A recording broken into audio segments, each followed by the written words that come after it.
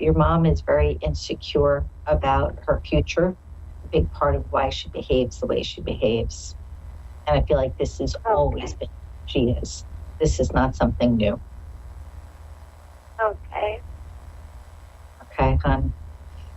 On a higher note, just so that you know, we are in August, September, October, November, December, January. So get through the next 4 or 5 months here. Do your best to try to keep your chin up. January is going to be the start for a fabulous year for you. I feel like January and February are going to be amazing months. Oh, good. That's good news.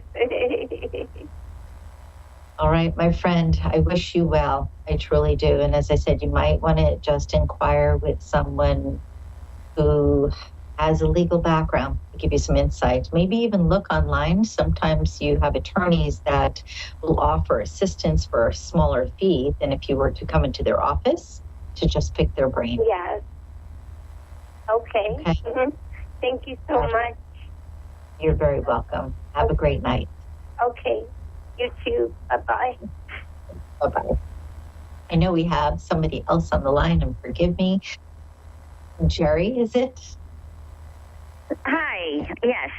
Oh, yes, I got you. Is it a J or a G? Jeri.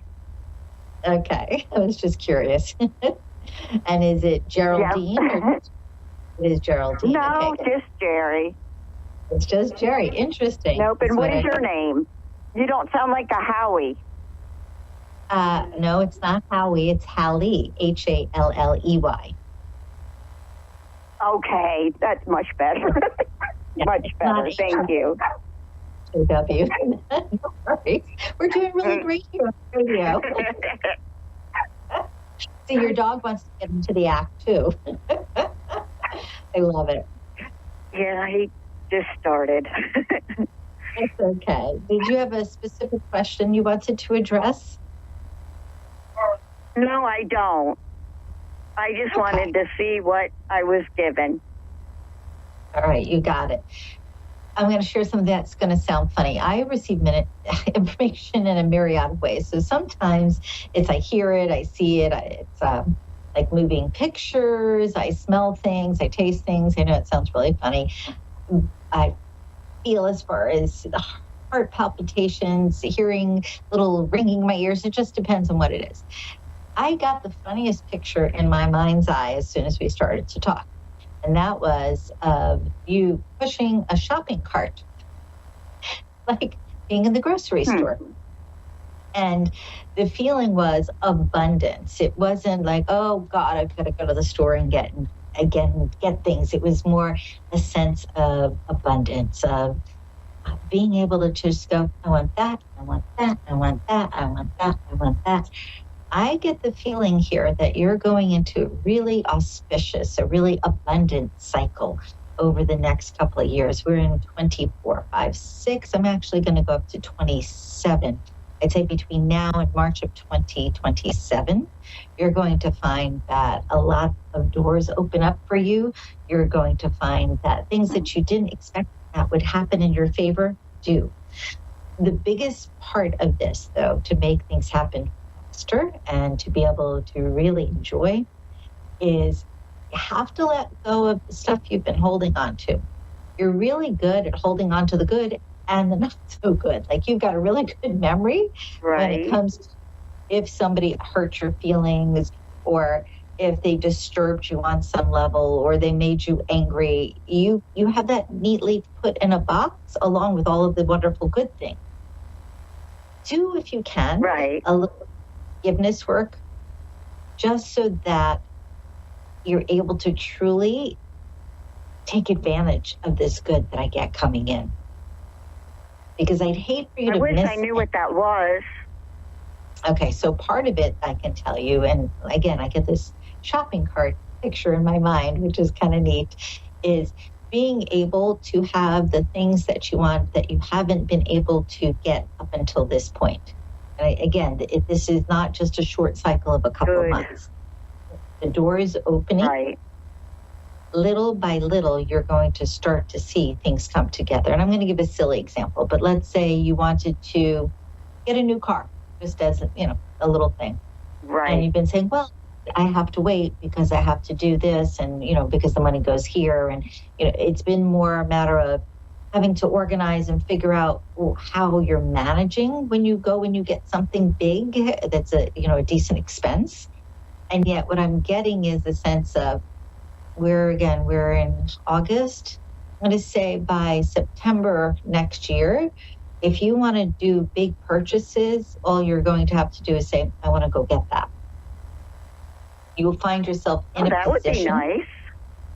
It's a beautiful change because I feel as if the last 15 years typically has been, oh my goodness, a push to just show up and take care and yourself to do what you need to do. And even if you weren't happy about it, absolutely. You had to. Yeah. This cycle, thankfully. So financially things are going to get better so I can take that stress off, right? Yes. And again, you're going into almost a 2.5-year cycle that's coming up here. It's going to start out slow. We're going to go, oh, well, that's kind of nice, or, oh, that's a surprise. And then all of a sudden you're going to start noticing there's consistency. Understand that it doesn't happen just overnight, meaning I'm not getting that somebody knocks at the door and gives you a big bag of cash. But I am getting that all of a sudden the pieces start coming together for you so that you not only have your needs met, but again, if you want to go purchase something, you're like, I'm going to go get it.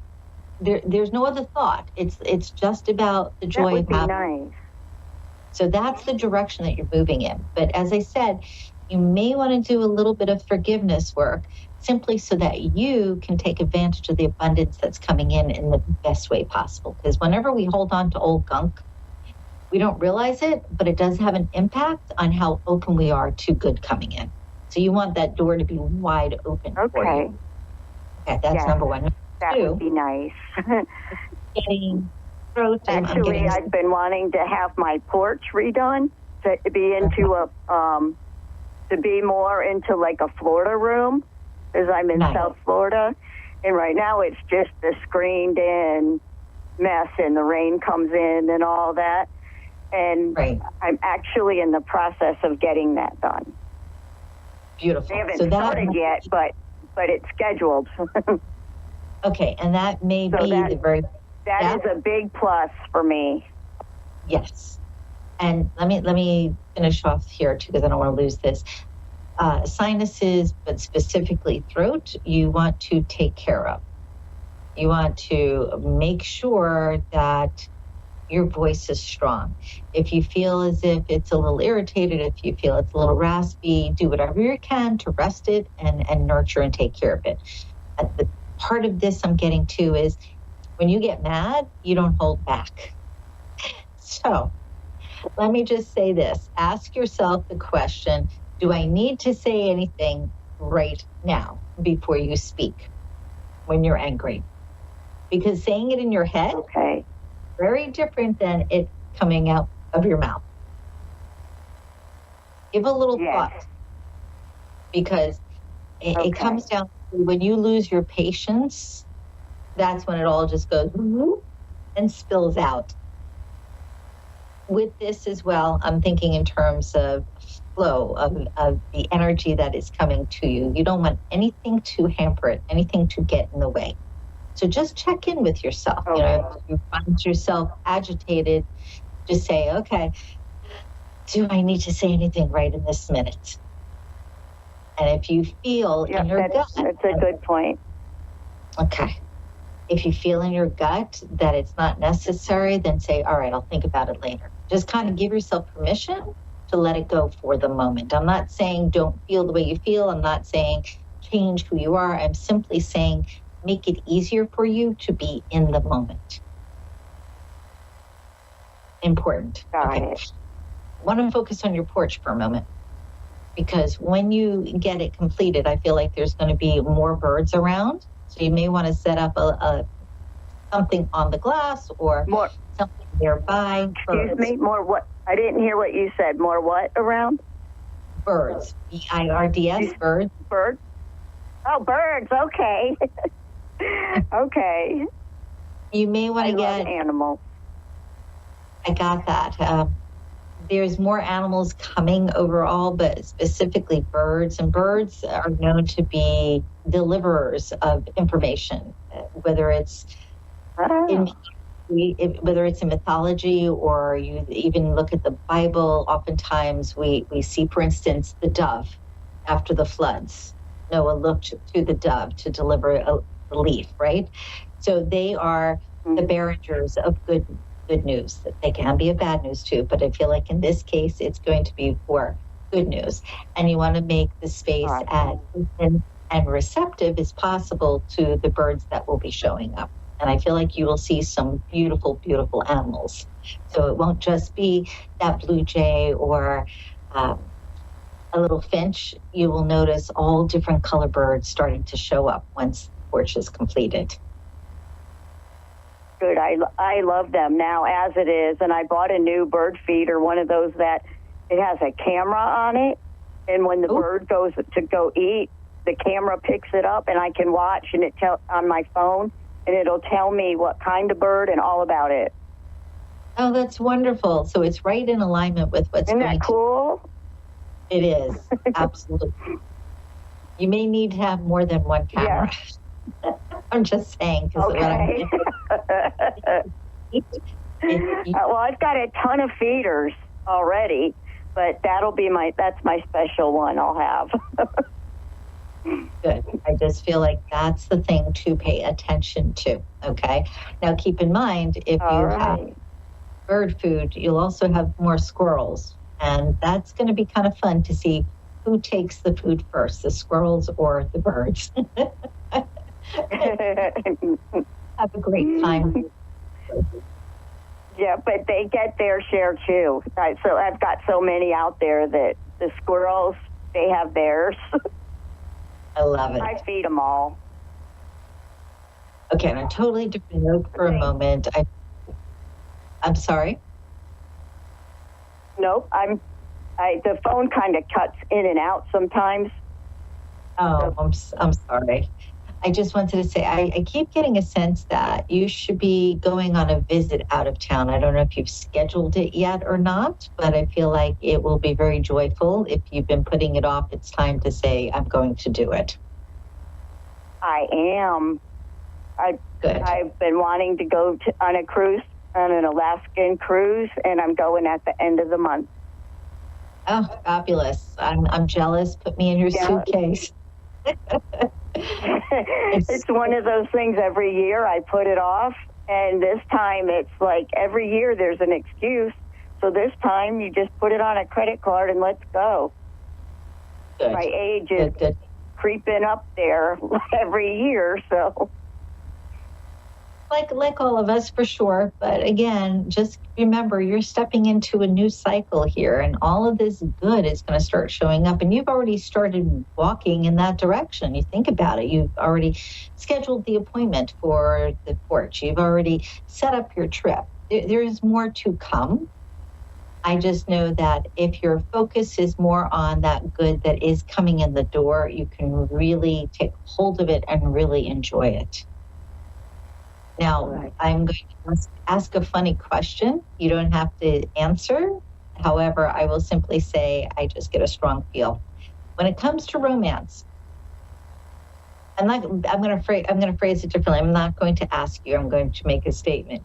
If you want more sweetness in your life, then you have to actually think about it a little bit more than what you've been doing. Okay. Okay. Because during this cycle that we have, I feel like there too, there's abundance if you want it. Okay. Well, nice. That'll work too. Awesome.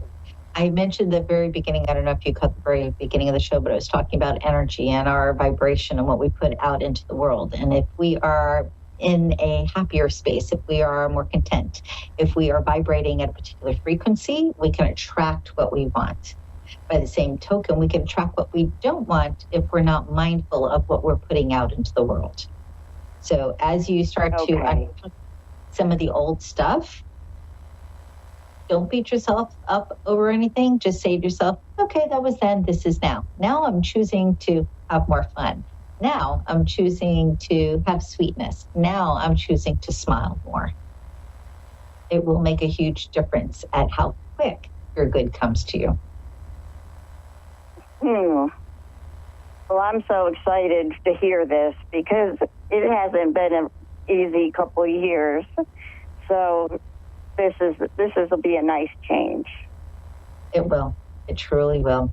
And the only other thing that I'm going to say is be mindful to stay hydrated. And even when you go on your trip to Alaska, make sure you drink enough water. Don't think, oh, I'm just going to drink whatever's on the ship and I'm not going to have any water. Be sure to have water too, because it's very important for you. Okay. Okay, my friend? Okay. Is there anything I can do for physical energy? Well, if you slept better, it would be helpful. Perhaps get yourself some music that is specific to creating peace during sleep, something that you could play in the background. Maybe check on YouTube, type in a restful night's sleep or sleep music for better health. I'm sure they'll have something. Okay. All right. I never thought of that. So thank you so much, Hallie. I really enjoyed this. Thank you. I enjoyed you as well. Have a wonderful rest of your night, hon. You too. Bye-bye. Bye now. So it's not just me with the funny glitches sometimes with the phone and the sound. It's technology. Woohoo! All right, folks, if you'd like to get a hold of me during the week, feel free to reach out to HalleyElise.com. That's HalleyElise.com. Or feel free to call the office, 561-755-2166. And that is in the U.S. in case you are calling from another country. And then, of course, there is always email, Facebook, LinkedIn. Like most of us, you'll find me in a myriad of places.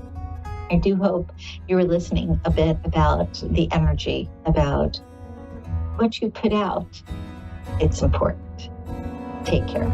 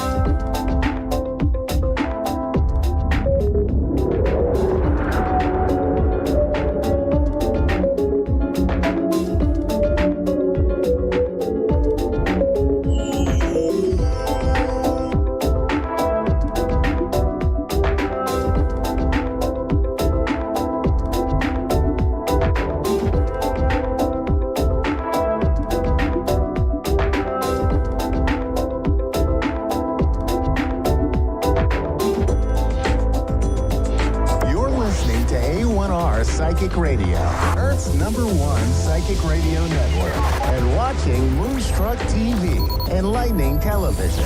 Welcome. Time for Eleanor Gray's Psychic Destiny with Eleanor Gray. Live from GraceDestiny.com. Connect direct. In North America, dial 888-454-2751. In London, 20-3519-2158. In Sydney, dial 02-8488-3147. Or online, contact us through our Facebook page, facebook.com/psychic radio. Or one of our websites, ask1radio.com or moonstruck.tv. This is Eleanor Gray's Psychic Destiny On A1R, the Ask One Radio Network. Hello, how are you? Nice and warm in the weather, I hope. Now, a few weeks ago, we've had lots and lots of callers coming in to A1R Psychic Radio and on Moonstruck TV. And there's been some amazing feedback. We've had some viewers and some callers who haven't quite caught the information that I've been giving out. So they've wanted to have a look back onto the video and rerun it again. And of course, you can do that. You can go straight to the video section and have another little look. And just so that you can see how psychic, clairvoyance, mediumship, crystal ball, all of those elements can be used, you can join us here live on our Psychic Destiny show. I'm Eleanor Grace, and I welcome you to the show here today. And we're looking at cards, and I've got my tarot cards here already so that we can show you some of the cards. If you go to my Facebook page, which is Eleanor Grace Psychic Evenings, you'll find out a lot about cards. And also on Instagram, same name, Eleanor Grace Psychic Evenings. And you'll find a lot about the crystal ball. In the UK, I also hold evenings of clairvoyance, and that's where we have an audience, big audience, and I will issue messages out to everybody. Can't get everybody, but spirits come through in abundance, and so frustrated, being blocked. There's a blockage here, and that needs to go, and that's what we are going to do. We're going to make that blockage go today, and that lifting you up. There's angels with you as well. So you must do you understand that? Do you understand why they're there? So they're to help me cope and get through my path.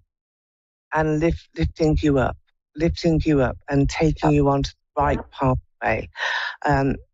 You're quite psychic here. I can see you being able to understand your dreams, understand little signposts that come your way. You're understanding this reading as well.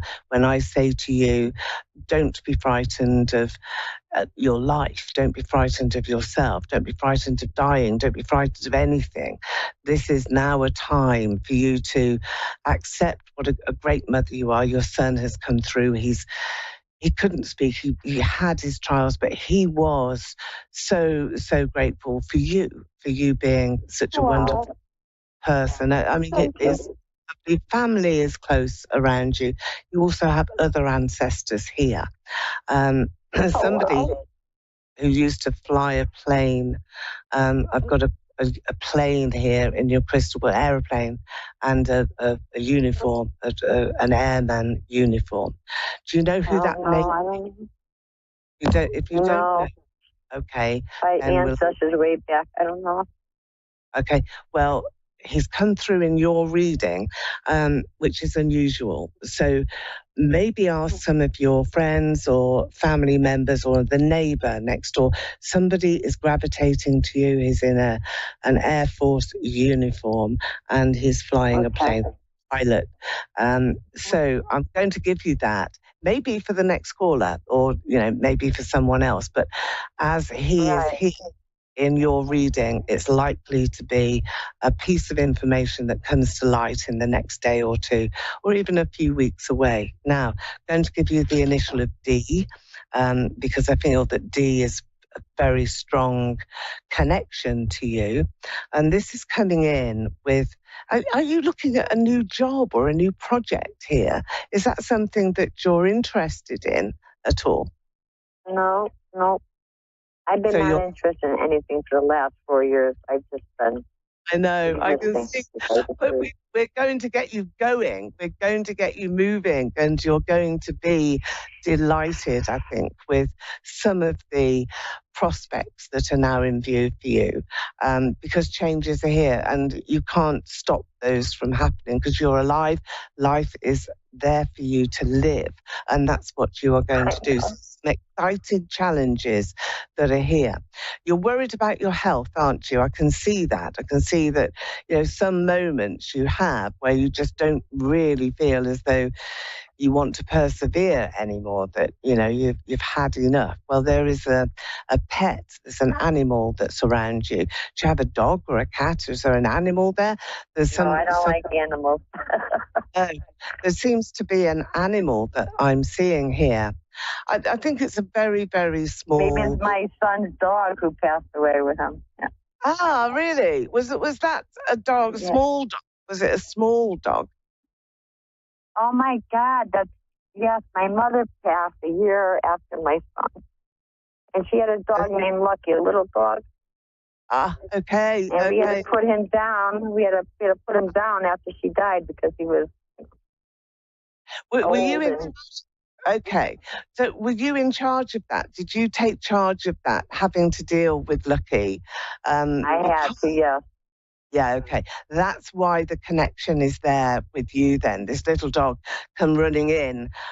So what that means for you here is that you'll have that strong connection to spirit. You have that, very powerful means of being able to make those connections yourself. And that's exactly what you're going to do. I think watch out for your dreams, because your dreams are very prominent. You're not sleeping well anyway. So take notice here of perhaps some of the images that you see in your dreams, or some of the events that happen if you can't quite understand what the messages are. Can I say something about my dream? Your dreams are not easily understood, are they? That you seem to have a lot of... I can't remember my dreams. And the other day, I asked on the Facebook, it told me to say my son's name 3 times and ask for a sign. I asked for a bird to land on me. And then I went to bed last night, and a freaking bird landed on my head and was pecking at my head. And I knew it was my son coming. I knew he was gone in my dream. I knew it was him coming to came in my dream with a bird and pecking on my head. Yeah. Well, I swear to God. Oh, wow. He gives me signs every day, this kid. Honestly, guy, he's 26 guy. And he gives me signs all the time. No, and it's his sense of humor as well, isn't it? Because a bird is always... Yes. You want to make sure I remember the dream. He kept pecking on my head. Make sure I remember that. Well, to land on, and I'm going to wish you all the best. And thank you so much for coming on the show. Thank you, honey, for your bless, and thank you for sharing your blessingness with everybody. I appreciate it. My pleasure. Okay, well, we're going on to... Bye-bye now. Bye-bye. Terry, bye-bye.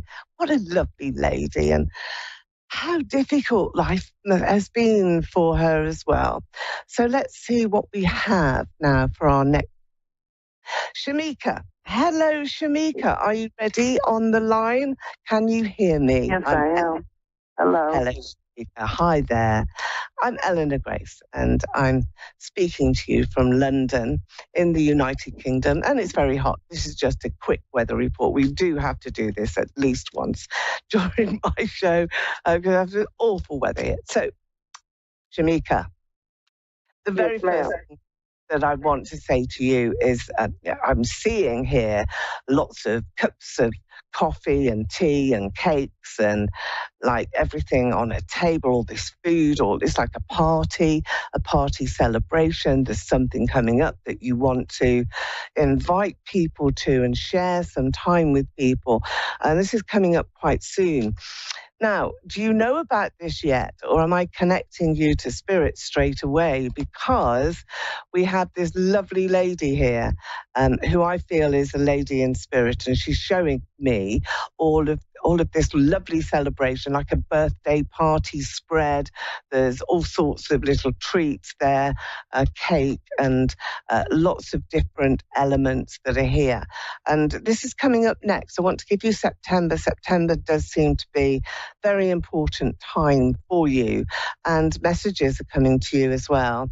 This is from somebody who you love, a person that you love, a man that you love, and a person that does seem to have disappointed you. There's a devastation as well in the recent past. So have you experienced that in the past? Have you experienced this sense of loss or disagreement? There's this falling out, this everything sort of tumbling down to the ground. Is that what has happened to you? I went through a very bad breakup in 2019. My birthday is coming up, but I hadn't planned any parties. I threw a party for my grandmother. Oh, right. So it's your grandmother in spirit, is it? Okay. Your birthday, is that around September or before September? No, my daughter's birthday is in September. My birthday is in August. Yours isn't. Okay. Well, I think it's the September birthday. This is going to mark a change. It's a turning point. It's a signal, signpost for you. And your daughter is here. She's the star card as well. She's the youngster, younger than you anyway. She may not be that young, but she's got high ambition and an awful lot of hope and promise in her future and in her life. So there's good news around you and your daughter. But yeah, very bad breakup. Okay, 2019, 5 years ago, not that long ago, really. Sometimes it takes... Well, I'm going through a thing now with a guy, and I think he's trying to leave, but doesn't exactly know how. I've been dealing with him for about a year now, almost a year. August will make it a year. So is he living with you when you say he's trying to leave? Is he actually in a relationship with you? He tells everybody that we're best friends. It started out as supposed to be, like a friends with benefits thing, I guess. But he moved in, and he's been staying here since February. But I just get the sense, like everything's changing. Like he's not that attentive to me. I feel like he's talking to somebody else and trying to see if it'll work out. For him to move on around or move with them or whatever. But it's playing on my mind. Well, I'm not surprised that you do have the Tower card here. Now, the Tower always comes in like a bit of a lightning strike, It's like a flash. Some event that is crossing your path, about to happen. It's a future placement that allows you to make a strong decision because you're making a judgment call here. And that's the next card to it. And your daughter, who I was talking about, beautiful soul that she is going to help you. And she's going to be going through this period with you as well. So, and that's funny that you say that, because yesterday we was talking about it. Me and my daughter talk a lot. We're really close. Yeah. And I was saying, I think that it's about over. And she said, I hope you don't hurt as bad as you did in 2019. She's like, I'm going to be there for you, but I really hope that you don't go through that again. Yeah. That's just odd. She's there. She's there in your cards, and she will be there to support you. Let's see what the next card brings you. Well, it does bring you happiness, but this is hard fought for. And this is happiness in your home and you being safe in your home. So you keeping your home. So I do feel that he would be the one to leave, but the decision isn't made yet. It's not happened yet. I do feel that you have to be really aware that consequences are there. Be quiet, be proud of yourself. Do not come across as making demands to him. Let him be. I feel that the time for happiness in your relationship has long gone. It's been and gone. That happiness for you now is venturing forward into an unknown space and an unknown pathway that you can feel safe and secure on. Your grandmother is there. She's holding your hand. She's taking your hand. Did she give you a bracelet? I've got a bangle or a bracelet that I want to put on your arm here, on your wrist. And it's like friendship, and it means a lot to her. It means a lot to you. And the birthday celebration around your daughter this September, that will be the time of change. So you do have time here to prepare yourself. Now, this man, I think he has high regard for you. This is not about emotion. This is not about feelings or what he thinks of you as a person. He does respect you, and he has got that high regard for you. But he's bored. I just see him as being bored. And this happens to people a lot. They want to move on, to have the next chapter in their lives, to find excitement and some thrills, which, you know, he's been around the block a few times, so he wants something new. And you may be able to provide him with that, but do you really want to jump up and down and go through all of the tricks and try to please him as much as he would like you to? Or is it better now for you to look here into the crystal ball, to make that wish? And this wish is about you to have a challenge to come into your life, to follow the pathway that your grandmother is showing you, which is wide and open, and for you to feel comforted as well, and to feel as though life is good, you know, and that you're not going to be left behind. You're not going to be in a situation where you can't cope, because you're clever and you're a woman, you're experienced, you've lived your life to this point, and nothing is going to stop happiness from coming into your future. But the man who is in your life at this time cannot bring you that level of happiness anymore. He just can't do it. He hasn't got it. He hasn't got it to give. And you need more than that. You need more fulfillment here for you to feel as though you have a good future, a safe future, and something to look forward to. At the moment, it's doom and gloom. You're not looking forward to happy occasions. You're thinking, well, when is the worst going to happen? When is he going to, suddenly drop me? When is he suddenly going to move on? And it doesn't really matter about what on earth is going on in his life. What matters is what's going on in your life. Now, I'm just taking you to this point here because I am focusing very much on heart. Now, it's a complete heart. It's a solid heart that I'm seeing. And this is you. This is you wanting to have your heart filled with joy and with happiness. And you do have that in the future. There's someone else that is walking towards you very strongly, plainly, clearly. You're being helped by spirit. Do develop your strength of mind. Don't be weak-minded. Do be sensible, be careful, and just let it be at this time, Shamika. There's nothing much more for you to contemplate. But your daughter, does she have a daughter? Has she got a child? Mm-hmm. Your granddaughter? Yeah, she has a son and a daughter. No, it's your granddaughter that I want to go to. And because she is a bright spark, and she is the person of strength here in your reading, strength and fortitude and patience.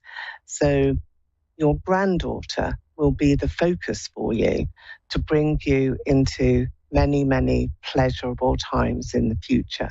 So it's all the women in your family that are bringing this great happiness, from your grandmother, who is over there in spirit, looking down on you, to your daughter and your granddaughter, to yourself, that you will find that happiness, find that really wonderful place that you can be. So don't worry, don't be concerned, don't think that you're not lovable, because you are. You're a wonderful person. You're enough as well for anybody to love. I have felt about that for a while now. It's like every man I give myself to hurts me really bad, and I don't understand why. Well, it's because you're so lovely and you're too trusting. That's why. So start to be a little bit with yourself. But come back to me and go to my website. Maybe we can sort something out. gracedestiny.com is where you can find me. Thank you for joining me. We've come to the end of our show now today, but I will be back next week where we can have some more free readings. It's been a pleasure, and I'll see you then. Bye-bye.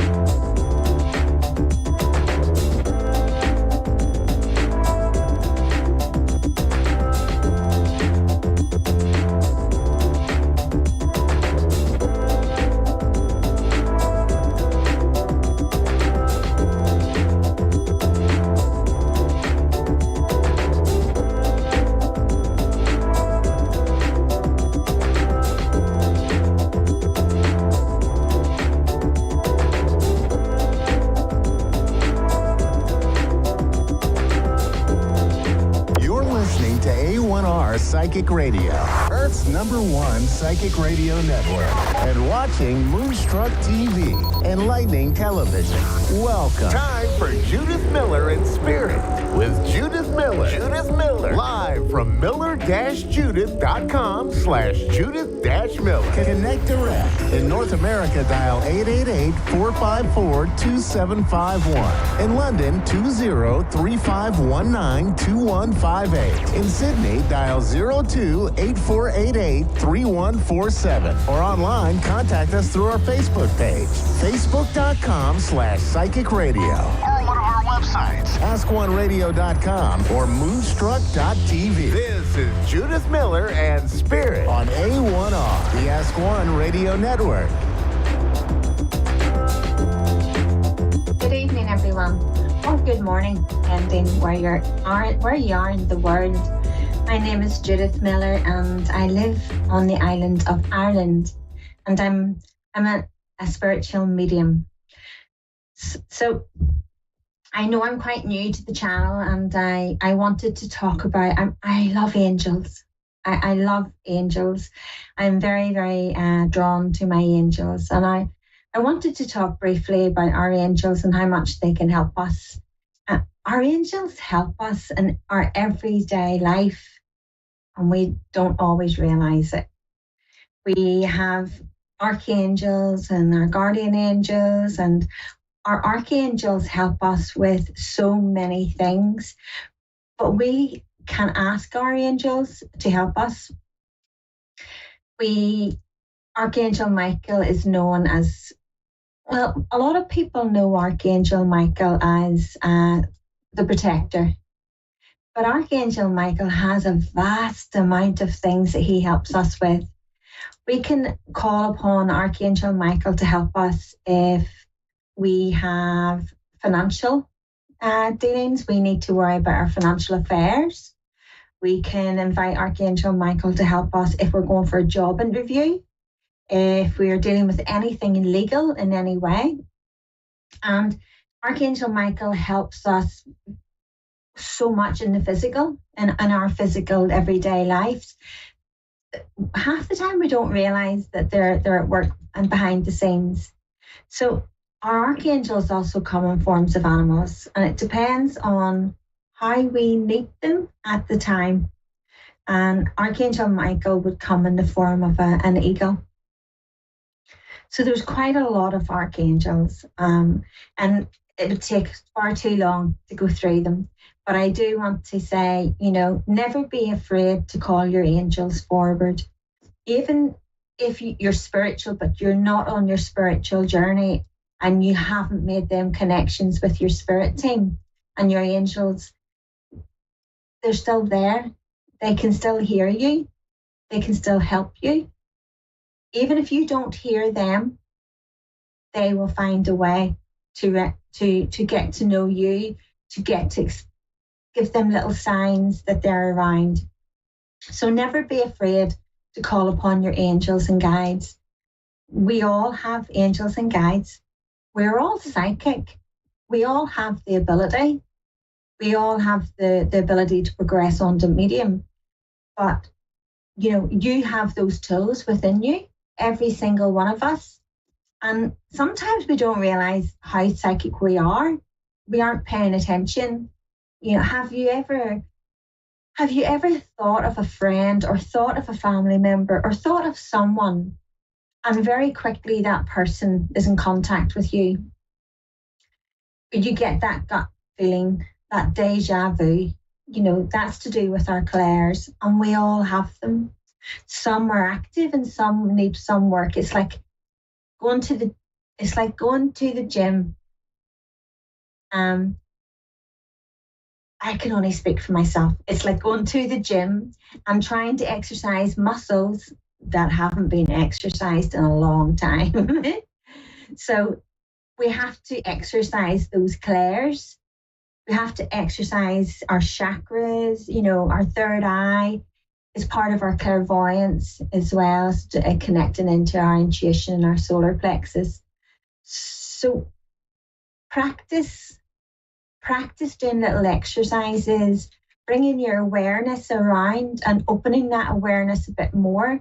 And the more you open that awareness, the more we can connect in to our own team of angels and guides around us. We have to keep raising our frequency, and we have to work with our energy. But there's nothing that anyone does that no one else can do, So always know your worth, and always know that you very much have a whole team around you. Even if you don't know it right now, you have.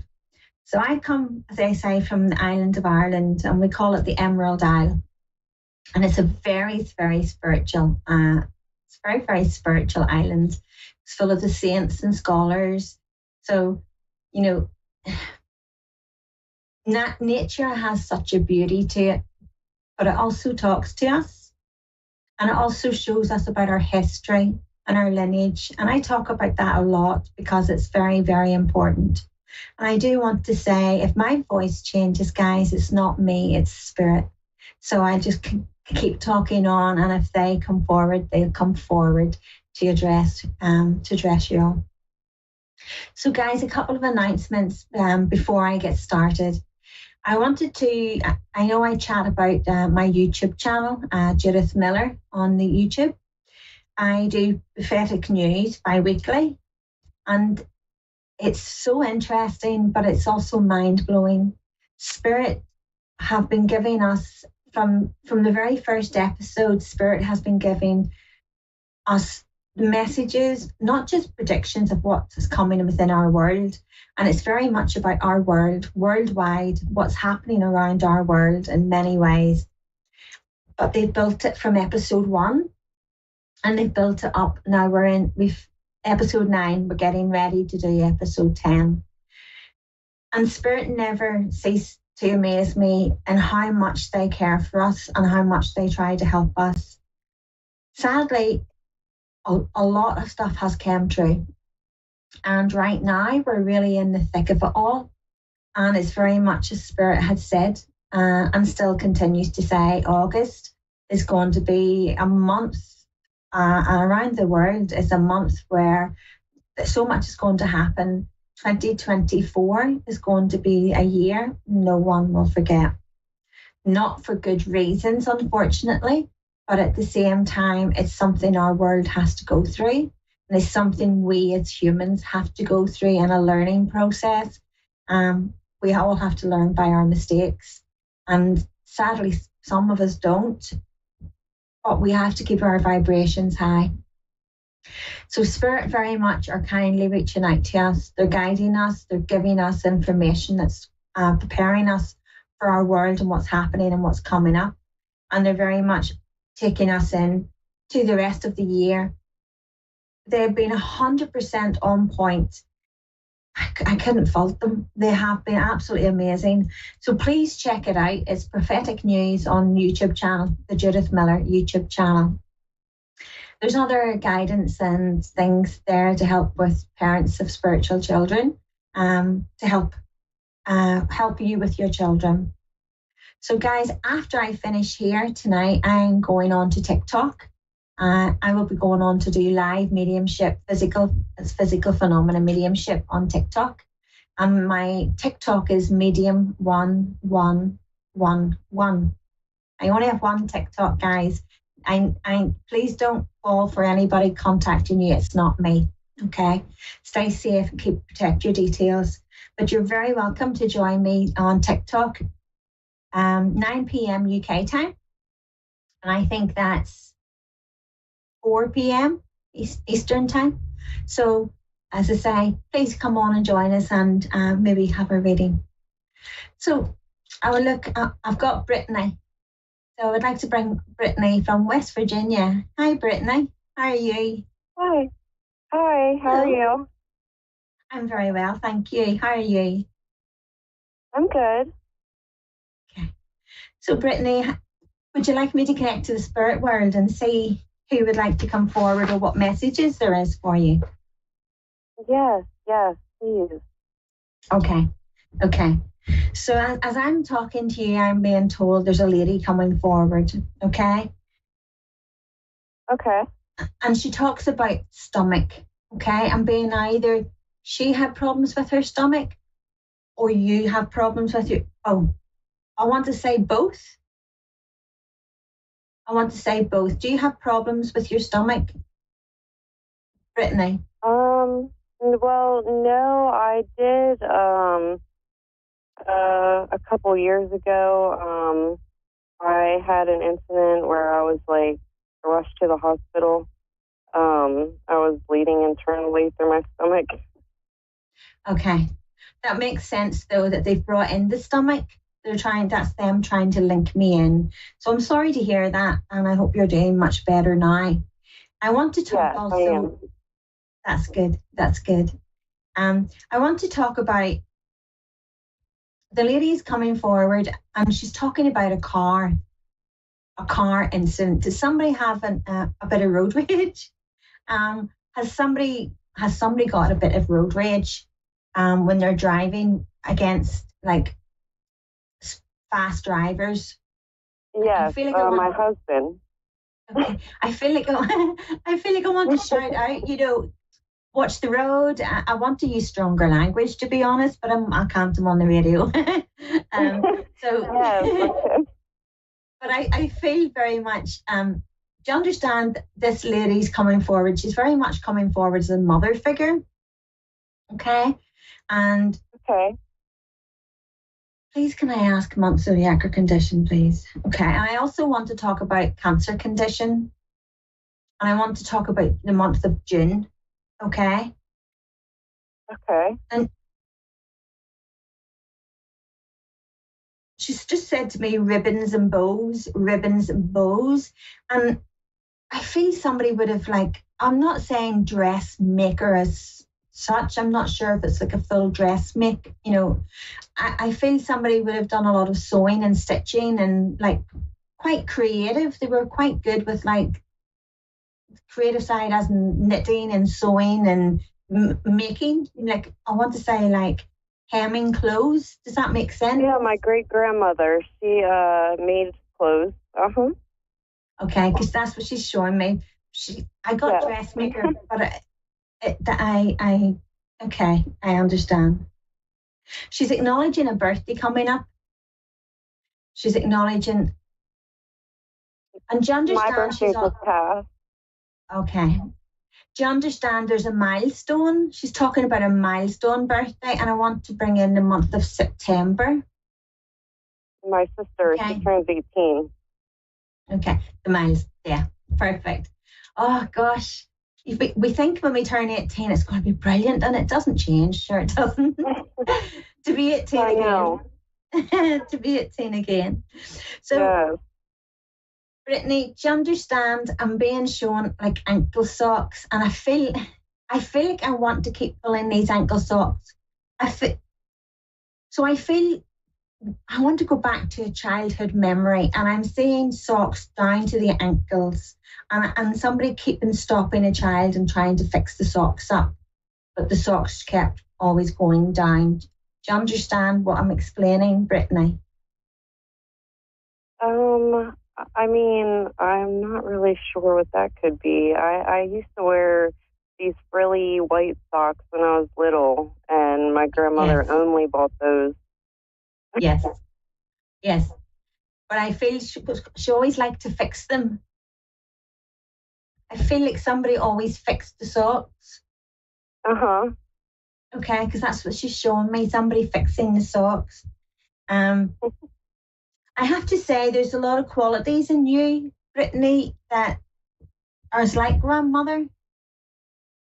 That's like grandmother. And do you understand personality? I want to say, okay. So my grandmother, she's making me aware of the one difference that she would like to say was could be quite timid, but it took a lot to push her buttons. But I feel that you would be very feisty. Would that be correct? Yes. Okay. She's smiling as she says that. So she is. What else, please, would you like me to pass to Brittany for you? Do you understand? Brittany, she's acknowledging it's like I want to say like a remembrance tree, like a memorial tree. There's like a wee tree, or there's a tree near where she was buried, but I feel she's telling me memorial. Something was planted. She's making me aware that. Remember, a memorial, you said? Yeah, she's showing me the words that she's telling me is memorial tree. She's showing me they're planted. Something was planted in memory. So it was a memory, and she very much is acknowledging that. I feel I want to ask you now, I want to also say it could be somebody else within the family circle has done that. So please take that message and ask within the family, because I do feel. Do you understand? She's just said to me 2 sisters. 2 sisters? She's just said 2 sisters.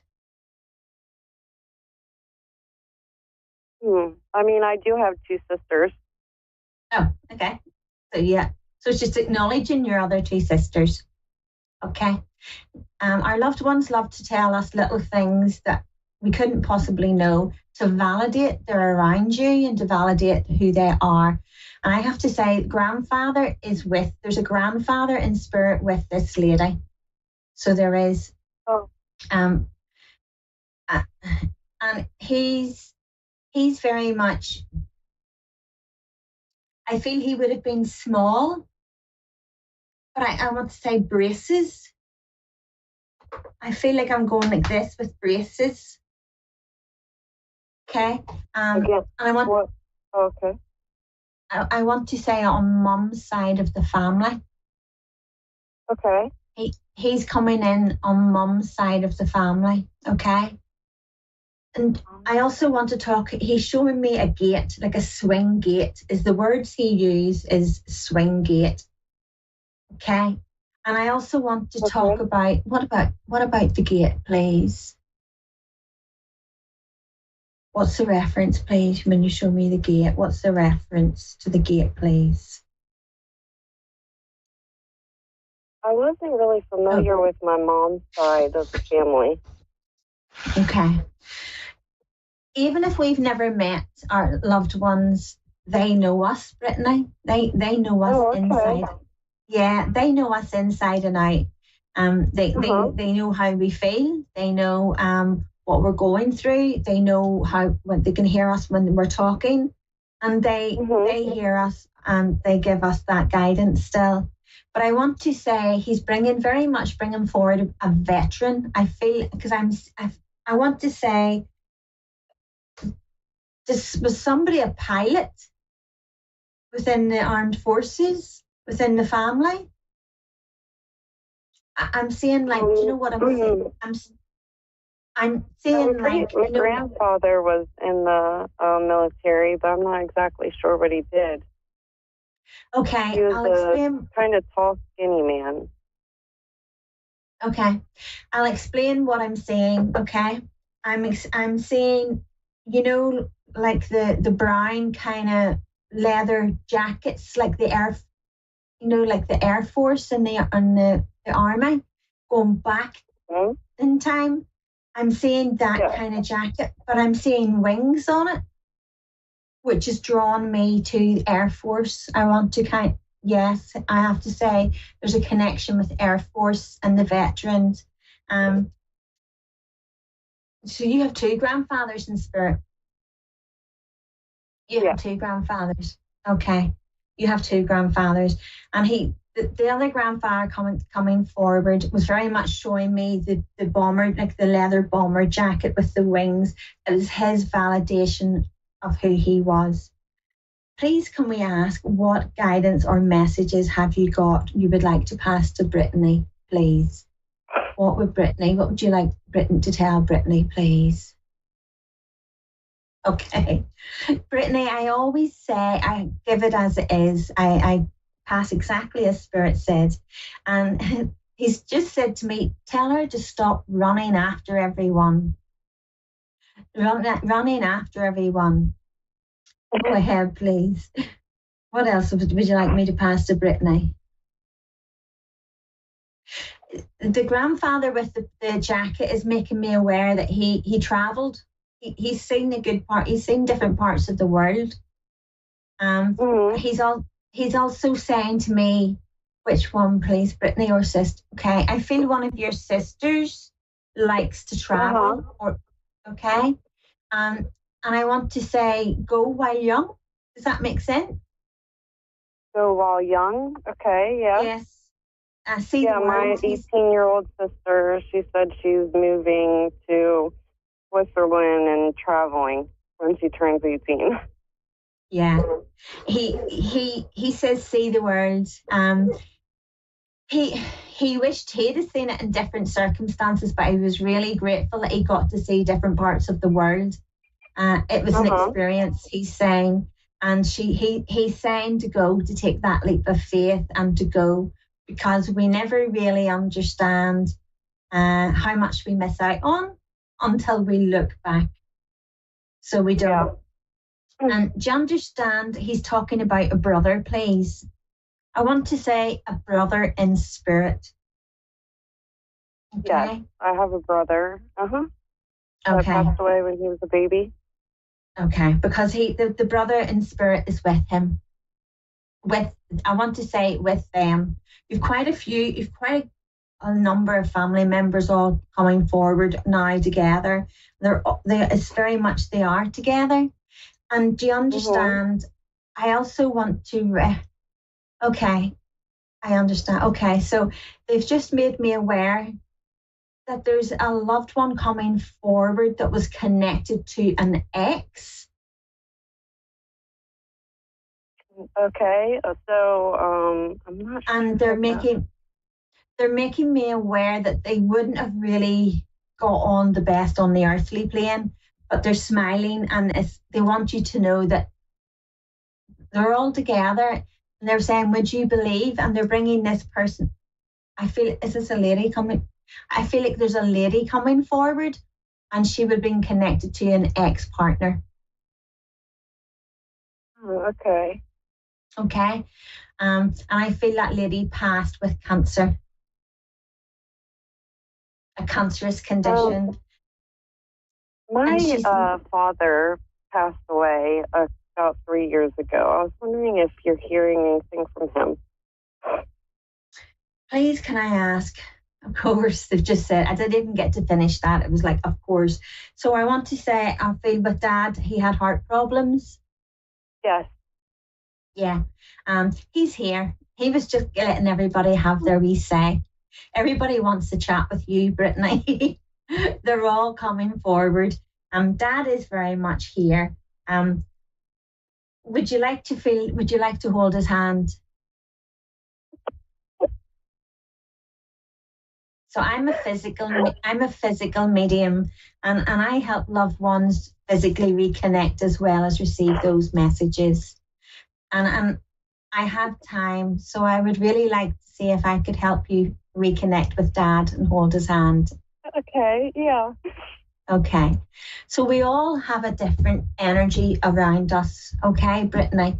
And I ask you, I don't need to know which hand. So you just choose whichever hand you would like to use.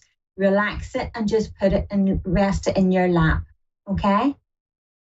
And all I ask for you is to be open to feeling Dad, okay? And I will chat to you as I'm going, and I will explain what I'm hearing, what Dad's showing me, and what I'm feeling. And you can validate if that's what you're experiencing too, okay? Okay. Okay. Okay, I'm just going to link in with Dad's energy, okay?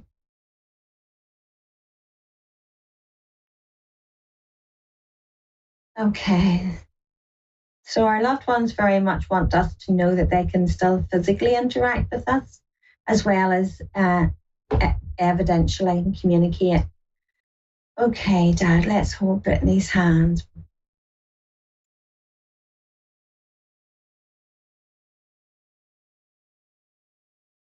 So Brittany, do you understand? Dad's very proud of you. Do you understand, Brittany, you stepped up? Yes.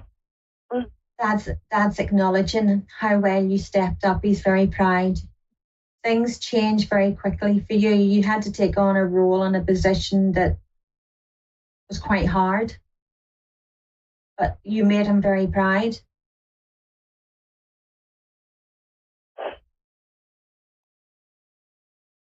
Brittany, are you feeling in your hands? Yes. Okay, I'm going to ask Dad to help make it stronger for you, okay?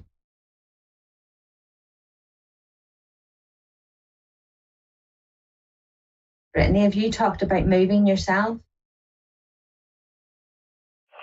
Yes. Do you understand there's a bigger house coming for you? Uh-huh. Next month is also going to be very relevant for you. Okay? Okay. Okay, Dad, let's do this stronger. Okay, Brittany, are you feeling Dad stronger? Yes, I do, yeah. What are you feeling around your fingers? I feel like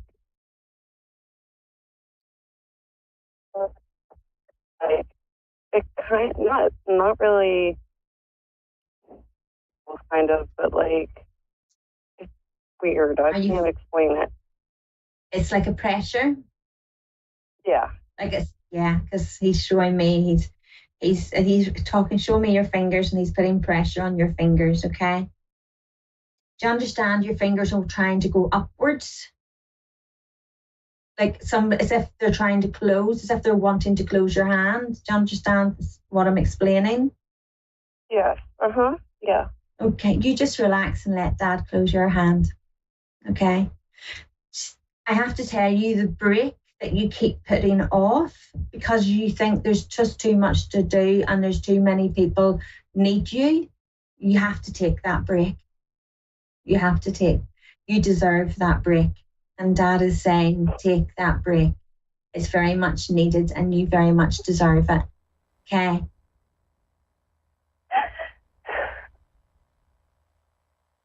He's pushing your fingers up.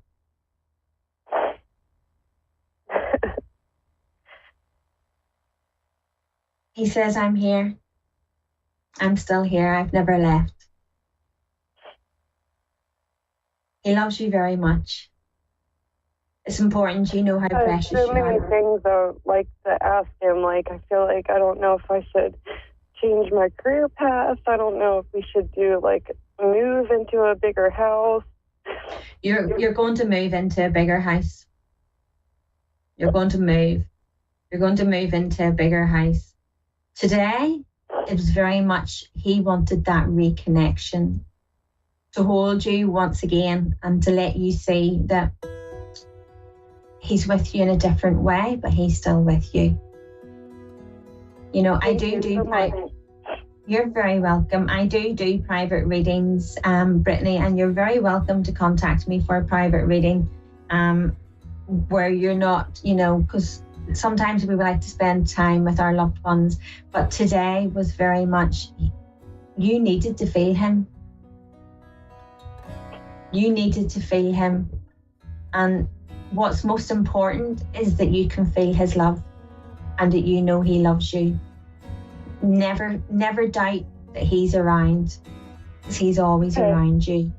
He's always around you. Please tell all the loved one, all the family, that he sends his love, and he hasn't gone away. He's just said, I haven't gone away. I'm still here. I'm very much still here. Okay. You're so welcome, Brittany. You're very welcome. It was so lovely to chat to you today. And I really hope your reading. Yes. You're very welcome. I hope it's brought you some comfort.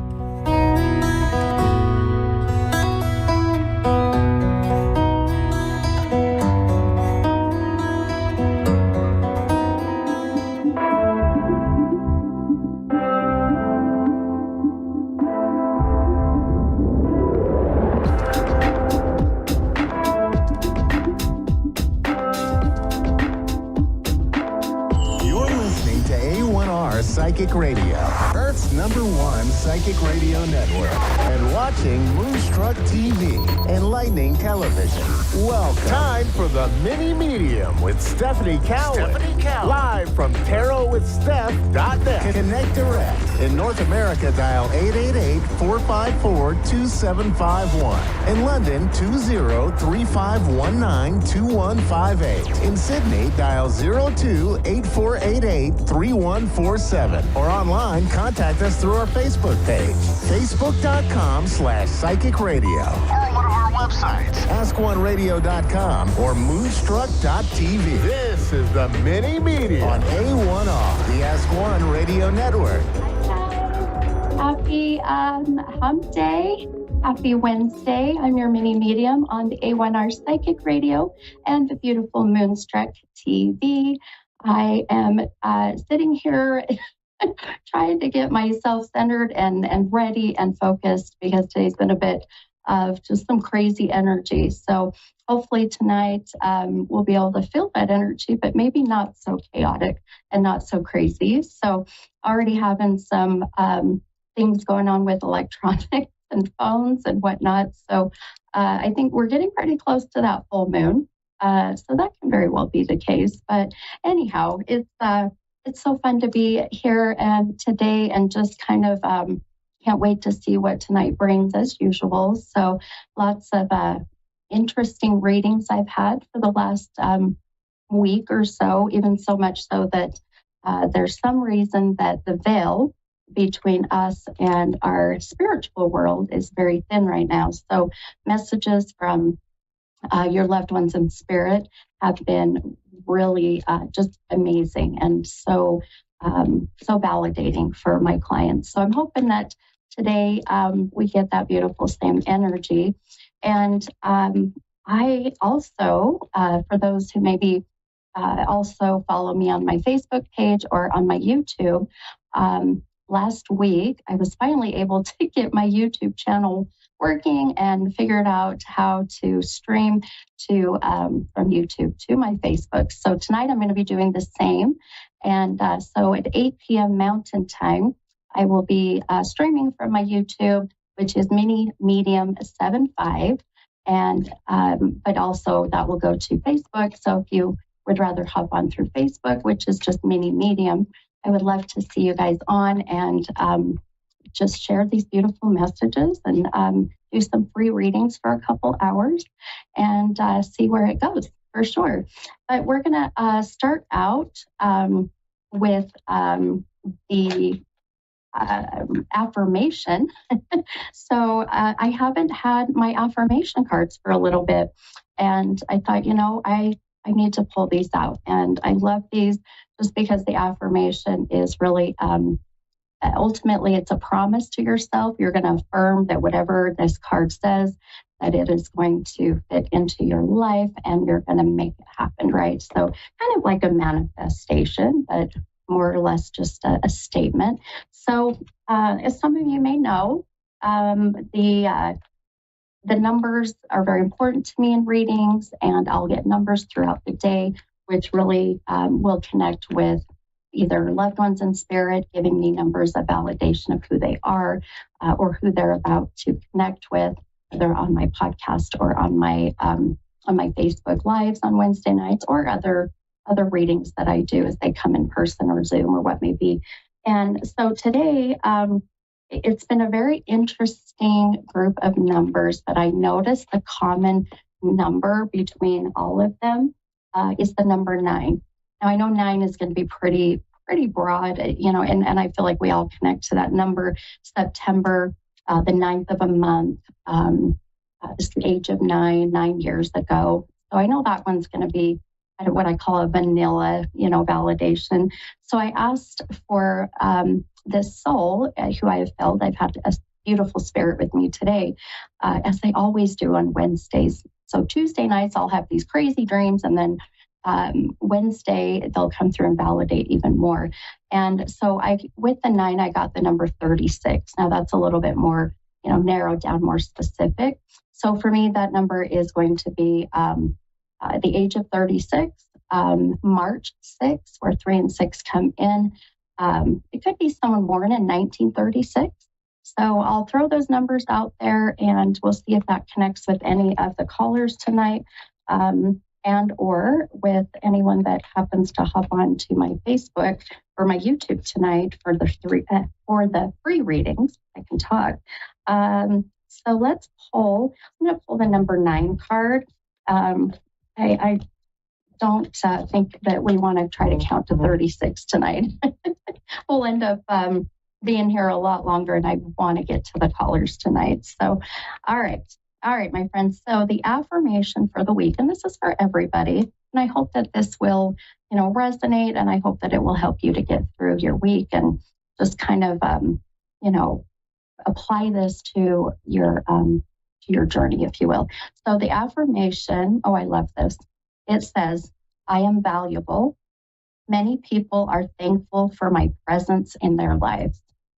I love that, right? Because I think sometimes we struggle with giving ourselves credit or patting ourselves on the back or feeling like, what, heck yeah, I am valuable.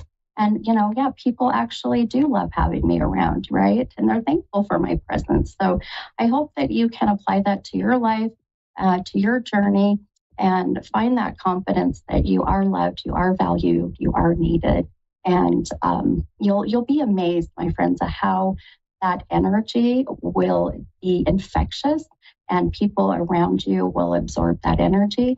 And you'll see how amazing that the domino effect is, right? It's kind of like the butterfly effect. So I hope that you all can apply that.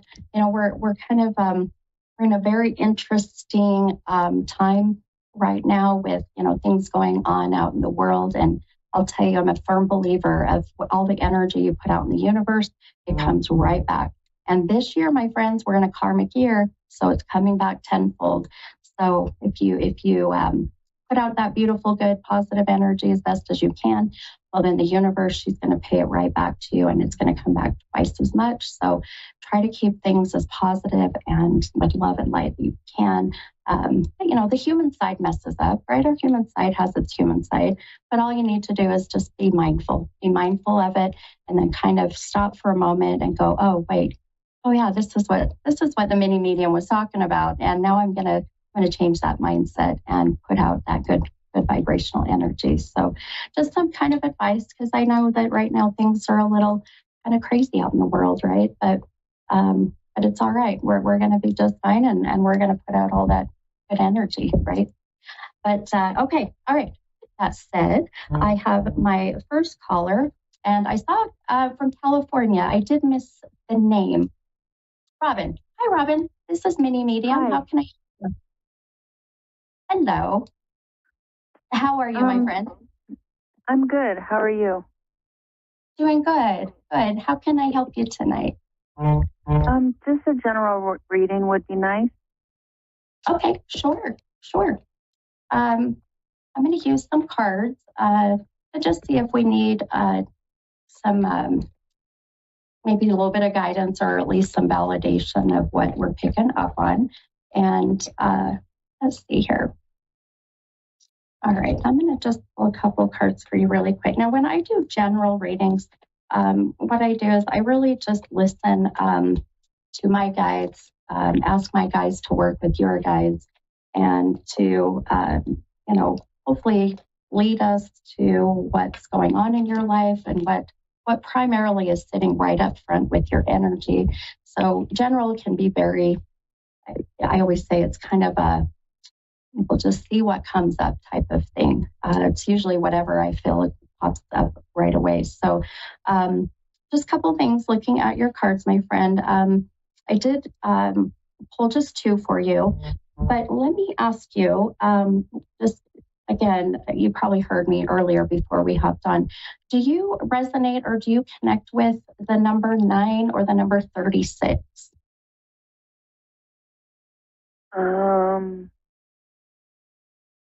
So 9 will be like September, the 9th of a month, 9 years ago. Yeah, I have a close family member with the birthday in September. Okay. And I feel like when I just was getting ready to connect with you and go in that general sense, that number came up again, which is where I have to listen to it being a connection with whoever the 9 or the 36 is connecting to. So I will kind of put that to the side for a moment, see if that kind of meshes. But some things that I really feel I'm looking at with you, you, without a doubt, my friend, within the last month, if not even less than that, I feel just a lot of new decisions coming up, a lot of changes. I feel like there's been some decisions that you've had to make or are about to make. And a lot of that I feel is really focused around and really applying to a lot of things in your life, your health, your career, your job, even your living situation.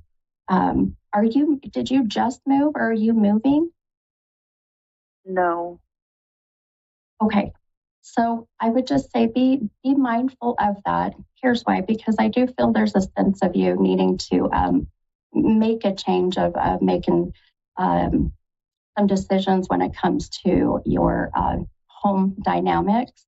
And if it's not your moving, then there's some reconstruction, there's some remodeling in the home that's being done or will need to be done. So please keep that in mind, okay? Also, some relationship issues as well, some relationship things. You pulled this Ace of Swords card, which came out reversed. Now, when that happens, that's really connecting with your shadow work. And shadow work is the things you're working on just personally, or those things you know you need to work on, just so you can live your best life, be the best version of you. And the sword is where you're really having to fight and defend and protect. So the ace connects with a new beginning and these new changes. So even the living situation, my friend, even the home dynamic environment, it's even applying to those changes coming. Relationship wise, are you in a relationship? You have a significant other? Because if you do, there's a distance right now between you two. Okay, yeah. He works out of state. Okay. All right. Has there been talk about moving? One of you moving in? He lives with me. We're married. Okay. But there is talk about wanting to move out of state. Yes. Okay. And together, is that correct? Yes. Okay, perfect. And I feel this is something that it's that feeling of a fresh start, my friend. It's the feeling of, we're kind of having some, disconnect in the relationship. There's, been some, ups and downs, which all relationships do, but it's that point of where, what are we going to do next? We're at a milestone now. What do we do? And the fresh start, moving out of state, maybe getting away from some family or friends that maybe are not serving you both in a good way, is part of this, where I feel intuitively, and as what I see, future wise, I feel like this is a good decision. It feels to me that it would be good for you both. I keep seeing 3 children around you. Do you have children, my friend? I do. I have 6 of my own, and I adopted my sister's son. Okay. You said you have 6 of your own, and then you adopted your sister's son. Is that right? Yeah. Okay. All right. Yeah.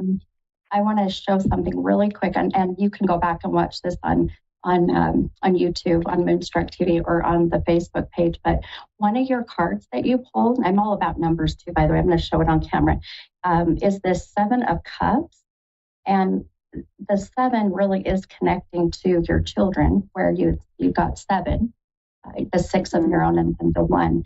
The reason I feel like I'm only seeing 3, or the number 3 comes up, I want you to, it really will connect with the month of March, or the 3rd of the month, with one of the children. This is how my visions come in. Do you connect with that number with I do. Any 7? Okay, beautiful. That child is one that I would say, even in the dynamics of you moving and the home dynamics, that is going to be one that I would very much give maybe more of your time and energy and love to. Does that make sense? Okay, and you said the month 3? Yes. Okay, they're twins. Okay, that makes sense. Okay, and so that just keeping an eye and just being, maybe a little bit more, I always say, not helicopter mom, but just kind of keep an eye on them and how they're processing things, what they're going through. It just feels some extra love needs to be there. So just,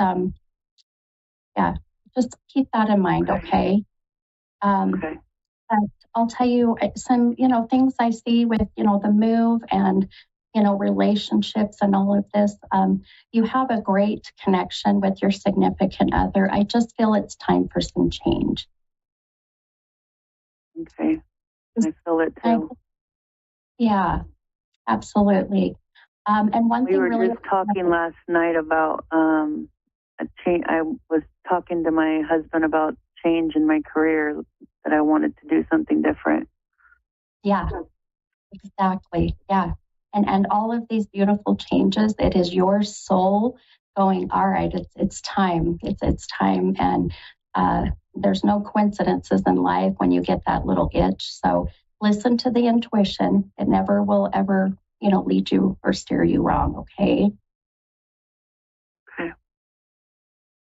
All right, my friend. Well, I hope that helped you. I know I've got another caller, but feel free to hop on tonight on my Facebook page. I'll be doing free readings on Mini Medium. And that'll be here in about an hour and a half if you're up and willing. Okay. Okay. Thank you very much. Okay. All right. You're welcome, my friend. Have a great night. You too. Bye. All right. Bye-bye. All right, you guys, we got time for another caller. This is Trisha from Georgia. Hi, Trisha. This is Medium. Hello? Hi, Trisha. This is Mini Medium. Hi. How are you? I'm all right. How about yourself? Doing good. Doing good, my friend. How can I help you tonight? I am at such a crossroads at the moment. It's been rough the past year or two. And I was just wondering if you had any insight from, any of my peeps or yourself or however you go about it. Okay, sure. And do you want just kind of a general sense of whatever's coming up, either from your guides or your loved ones in spirit, or? A message from spirit would be great. Yeah. Okay. Beautiful. Okay. Let me ask you before we get into really into that fully, but numbers are very important to me. And today I've had a very strong male soul with me, and he keeps giving me the number 9 and the number 36. So this is the month of September, the number 9, or the 9th of a month. Now 36 will be like March 6th. This could be the age of 6. Do you resonate with that number? September. You were born in September.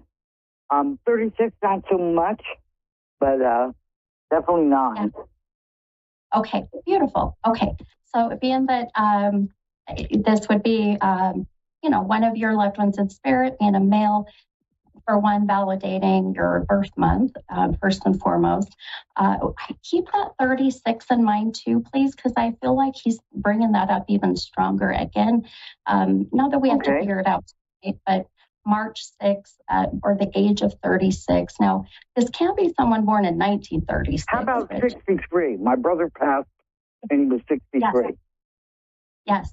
I call it. And I had his driver's license today in my bra. To hear Say that again. I said I had his driver's license in my bra today because I wanted to hear from him. Oh my God. Right. And he was 63 when he passed. Oh my gosh. Okay. All right, my friend. Well, then this has got to be your brother. I love this. So, and this would be his beautiful soul, number 1, validating your birth month, and then the age. So let me, gonna just take a moment and see if I can pick up anything from him. And we'll really, okay, I'm gonna do a little bit of, I'll be quiet here for a minute, but. That's fine.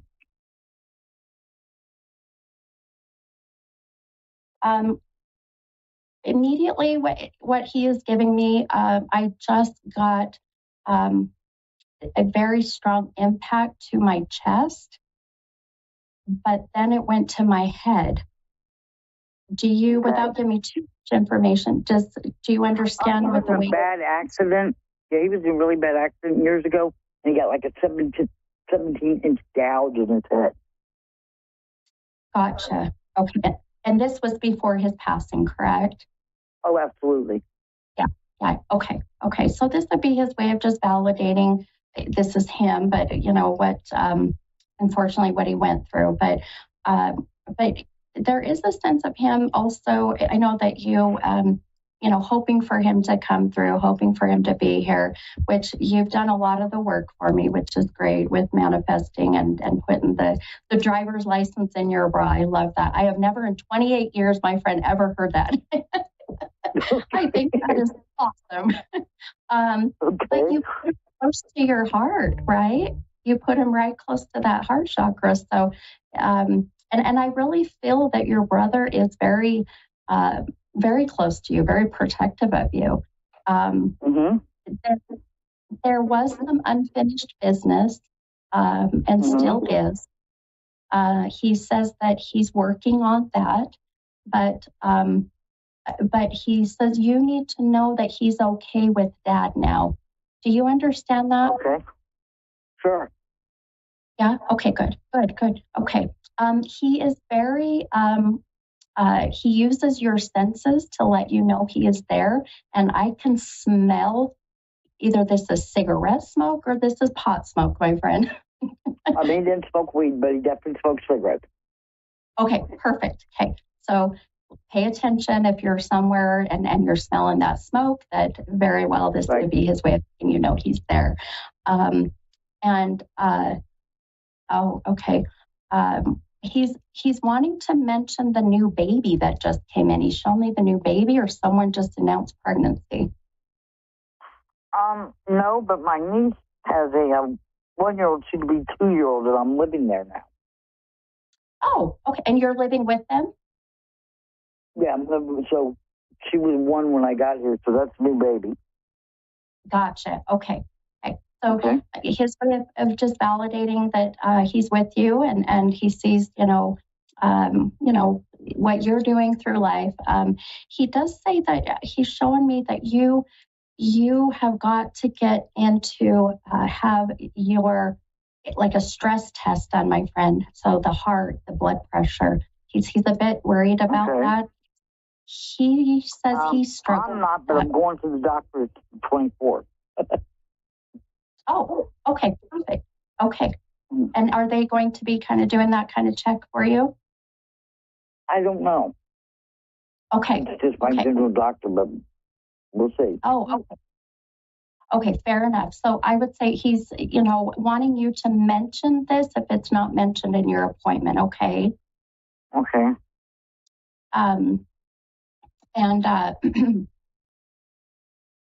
Would you understand when he is, he's mentioning that you, there were some items left behind when he passed that did not get to the right people?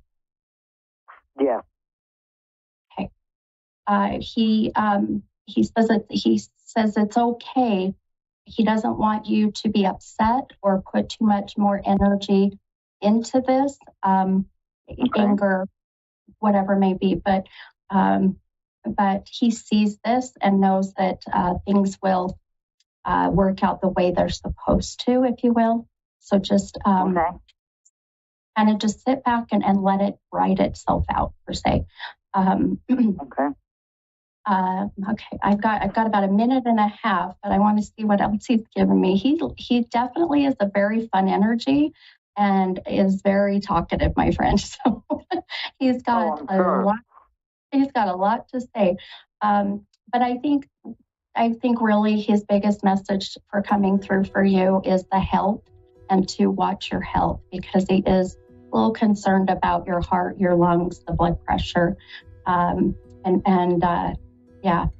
but also he says he has no unfinished business with you, and that he wants you to know that. Okay.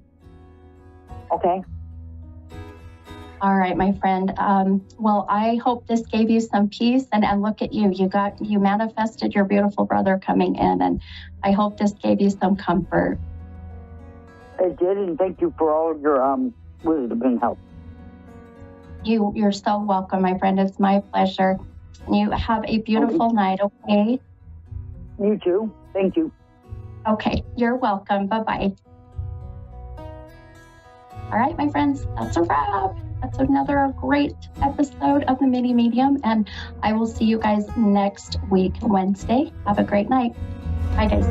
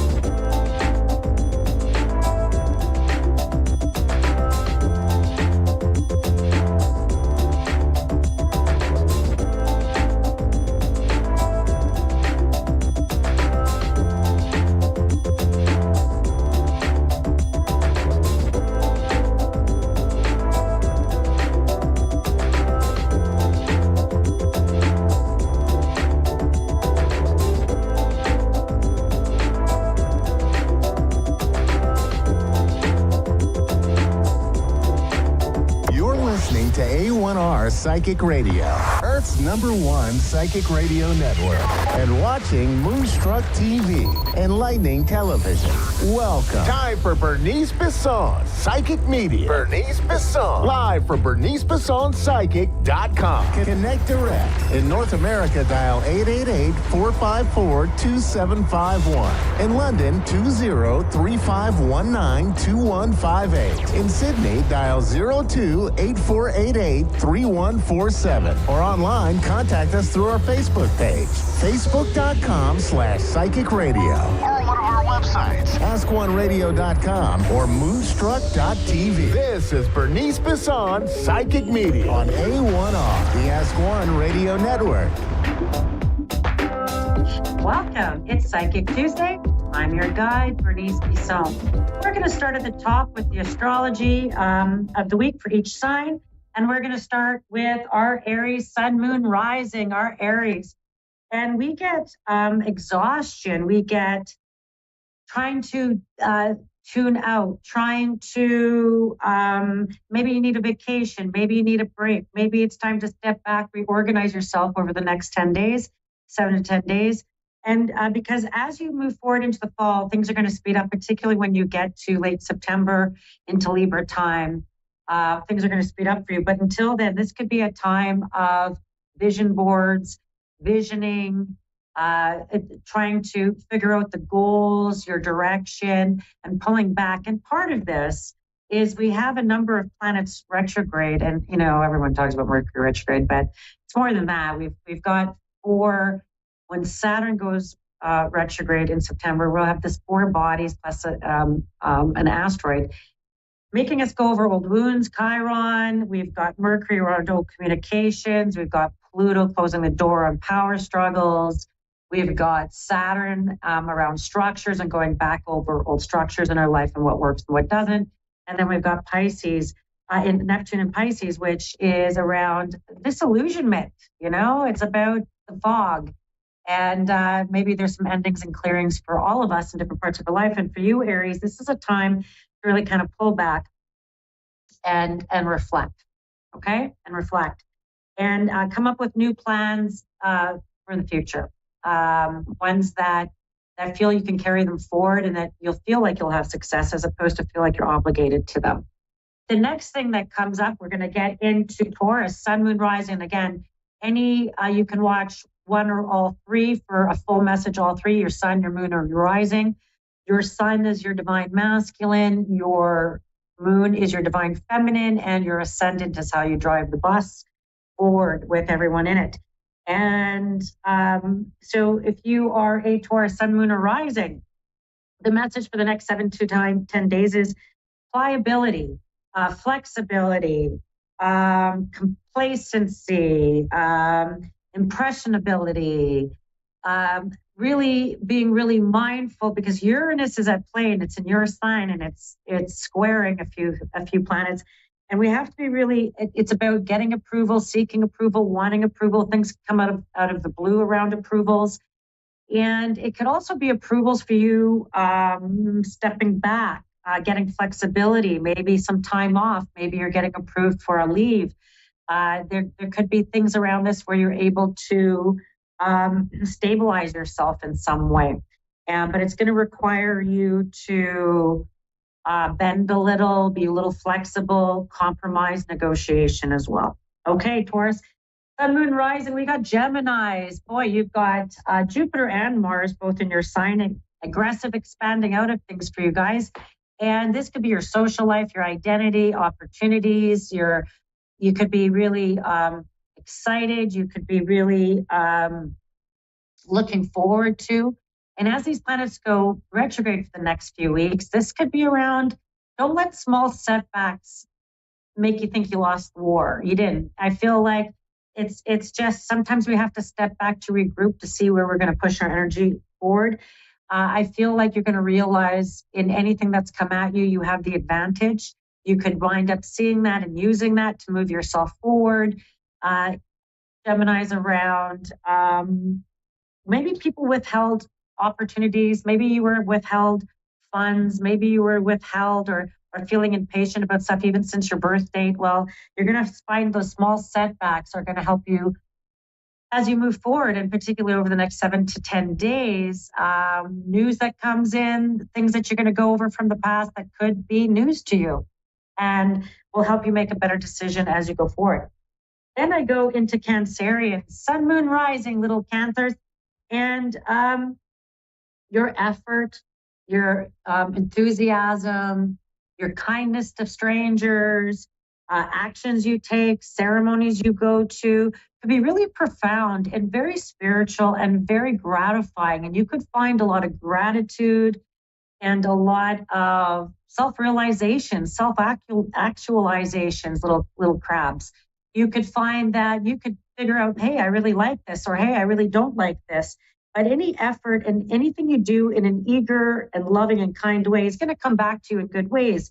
You could be honored. You could be any cause you take up. You could find you have many people who want to make you a champion in your cause. You might have many people coming together to really help you move forward in your cause.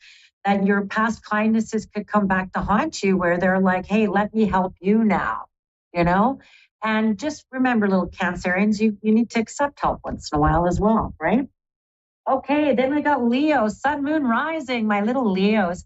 And that whole piece with Pluto being retrograde right now in Aquarius, your house of partnership, something that is directly across from you, and it's around power struggles, and it could come with partners, business partners, friends, long-term relationship partners, where they could be going through a bumpy ride, and you're trying to help them, through.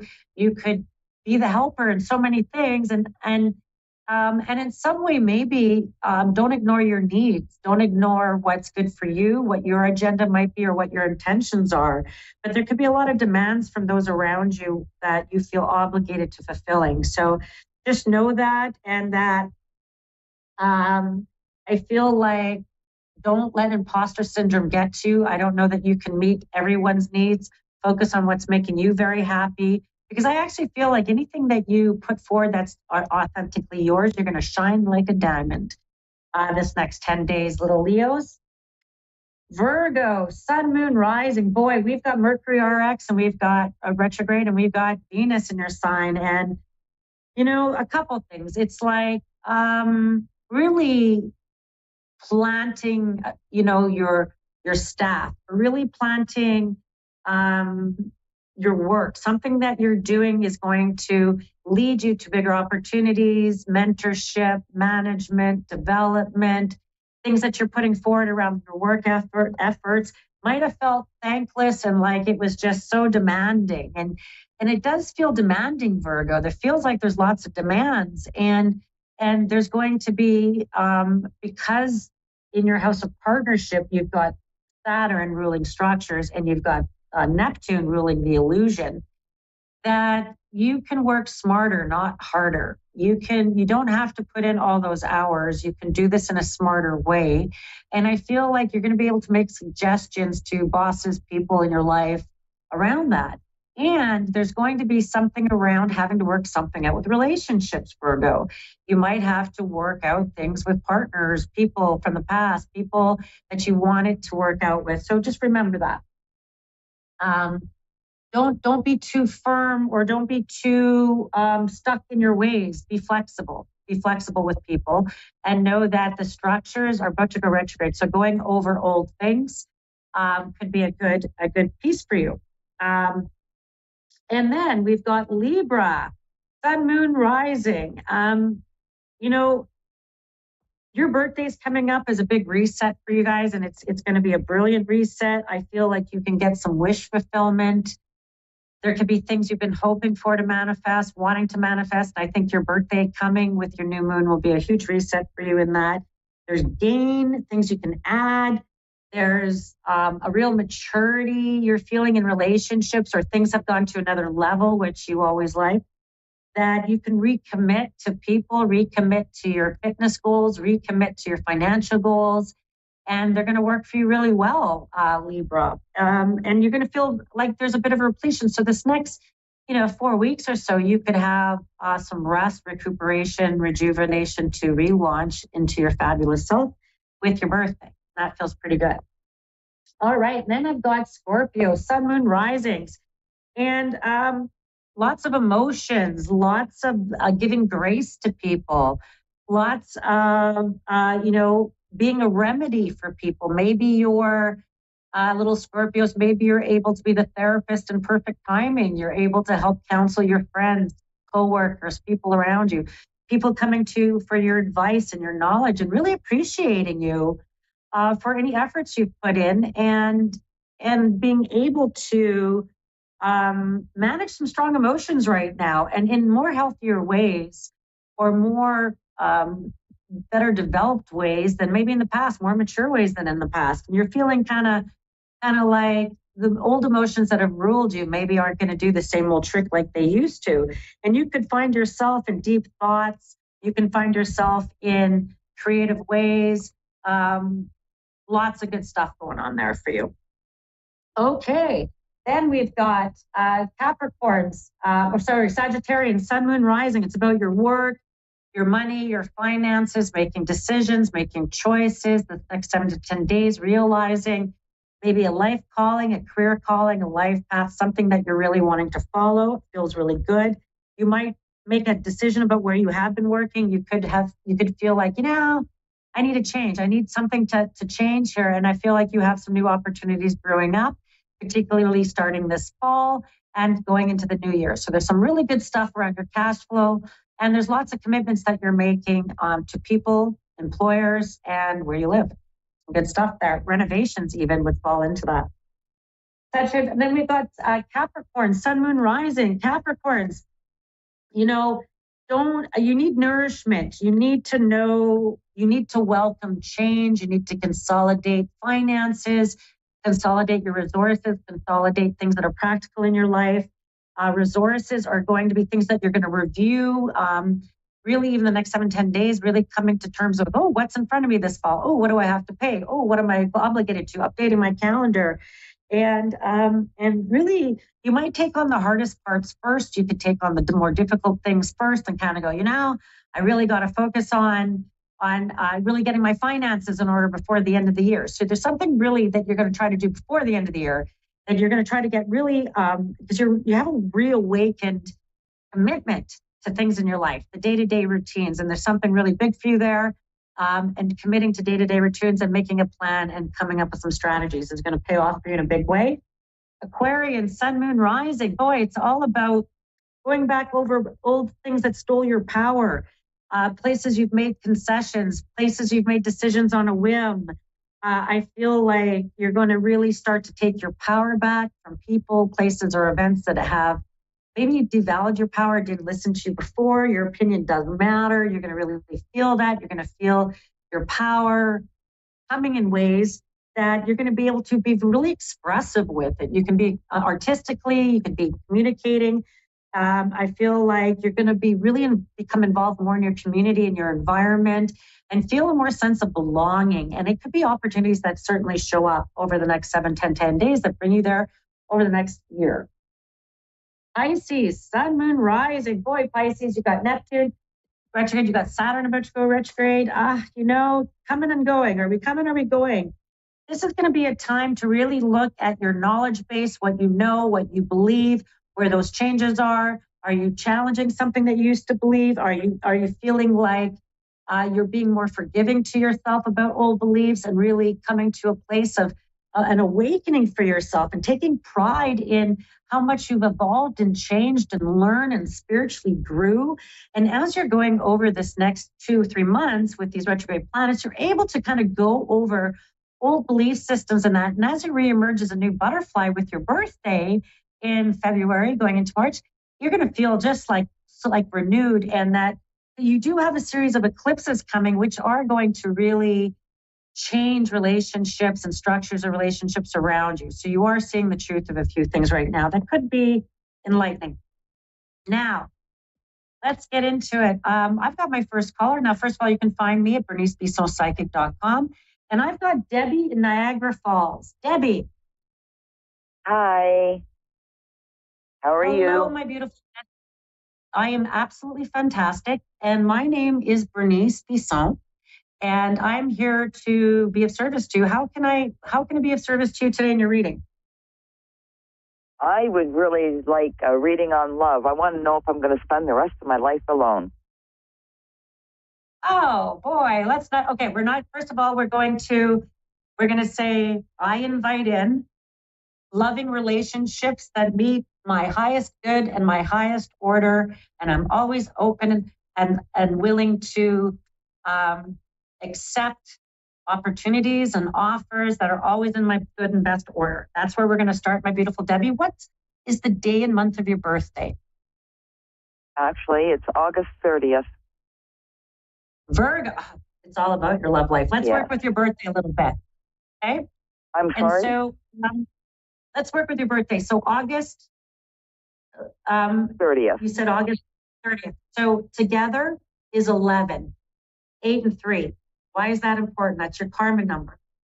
Right now, with your birthday coming, you're going into a new life cycle. It's a 10-1 life cycle. Next year, you go into an 11 life cycle, which is your karma year. What's 1 becomes 2, where you're individual, you're independent, where you're on self will become an independent person, very much like you, who's very independent like you, will come into your purview with the possibility of partner. And I feel like the timeline would be certainly before your birthday in 2025. Starting this birthday, you have a series of eclipses that are going to start in Pisces and in Virgo, which will turn your love life upside down. And it's going to break old patterns you've had around people. And there's a reason you have your guard up, Virgo, you know? Even since 2019, and if I were to go to an earlier cycle in 2007, you've really closed some karmic cycles around relationship and around taking your power back. And to be honest with you, in that first decant, you're very independent and you're very like, I don't need anybody. But that's so true. Because you need someone to lead you, and that's hard to find when you're able to lead yourself a lot, you know. And when you're like, they really better show up with some. And so, if I think about that, and I think about you're in an ending and a beginning timeline, you have what's called the South Node of Karma, which is 3 eclipses that are going to show up in your sign. And then you have the North Node of Destiny, which is about the future. And that's in your house of partnership in Pisces or directly across from you, joining 2 other planets. But the exciting news is this winter, so when I go to February into March, okay, your love life is going to have commence a 2-year period like you've never experienced in your life. It's the second of the series of eclipses, and joining the eclipse in your house of partnership and destiny is going to be 5 celestial bodies and a big reset button. And if you can imagine this birthday and then your birthday in 25 with February, particularly March, by March 21st, being very peak around romantic opportunities and like things like that. And I'm going to just mention a couple of things I keep hearing in my ear. There's people around you who are going to be talking about going to Mexico. They could be talking about going to like Puerto Vallarta. They could talk about going to Mexico, going down south. And they're like friends or right around you. It's funny because I feel like you're meeting someone through your friends that you would go to the water with, or that are talking about going to like this trip to the water. And that there's an introduction because it's not going to be online for you. And I would even caution you not to go online to meet people, because remember, you have the South Node of Karma in your sign. And anytime we have the South Node of Karma, you're going to attract karmics, people who are coming to suck your energy dry, who are coming to take your resources, who need you as a nurse or a purse, or need you as, and you're not doing that no more. You're breaking this pattern. And I feel like, I'm going to say some kind of crazy, and you can reject it if you want, but I actually feel like you have a tall cowboy type of guy, like a male divine masculine. It won't be a feminine. That's exactly what I need. A real man. I'm sorry. Can you say that again? I didn't hear you. I said that's what I need, a real man. I've been meeting the little boys. And you're going to meet someone, I feel like, and I'm going to get kind of specific because I feel like you're going to meet someone who has a May 21st birthday. They're like the cusp of Gemini. Okay. Okay. Okay. I feel like they would have a couple of dogs. I feel like they have, I get this sense of, I'm calling him like a cowboy guy, like he has, I don't know that it's just about country music. I feel like he would wear jeans. He would wear like, not a t-shirt. It would be something with a collar, but his sleeves are rolled up. I feel like he doesn't live in a city center. So he's not living urban. He's living more rural. And I feel like he goes down south quite a bit. He goes every year, and he goes to either like Arizona area, Las Vegas area, and then Puerto Vallarta. And I feel like people around you are going to talk about, oh, Mexico, I'm going to Mexico. We're looking at a trip to Mexico, and you could even be invited. I'm like, if you are, go. I feel like good trip.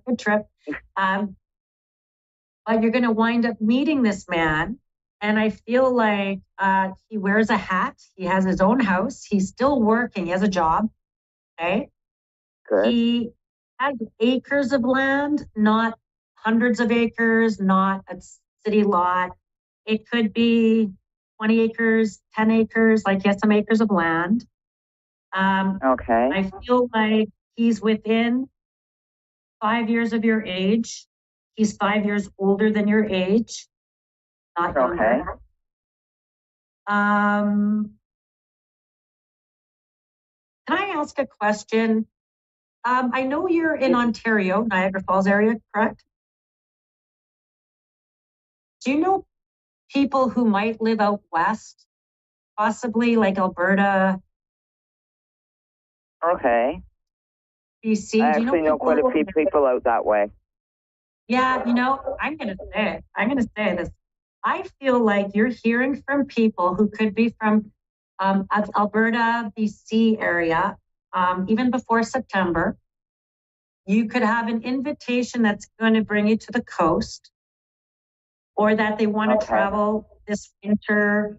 I feel like take the opportunity, because before May, you're going to know what I'm talking about.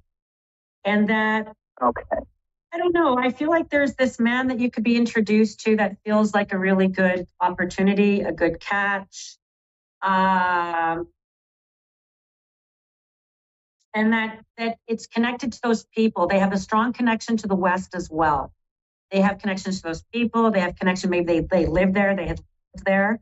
They drive a lot. And I feel like they drive maybe cross country, and they drive a larger truck, not a little tiny car.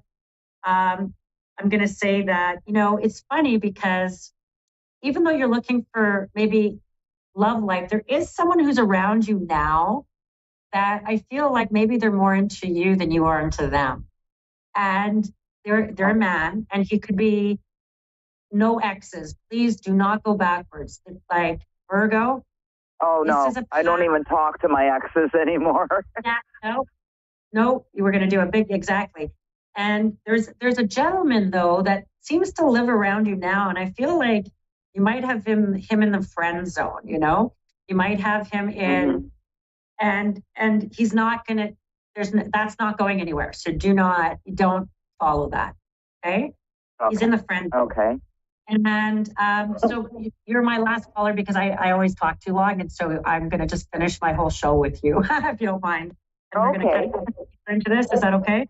Just because I got you. That's fine. Minutes, send them on you.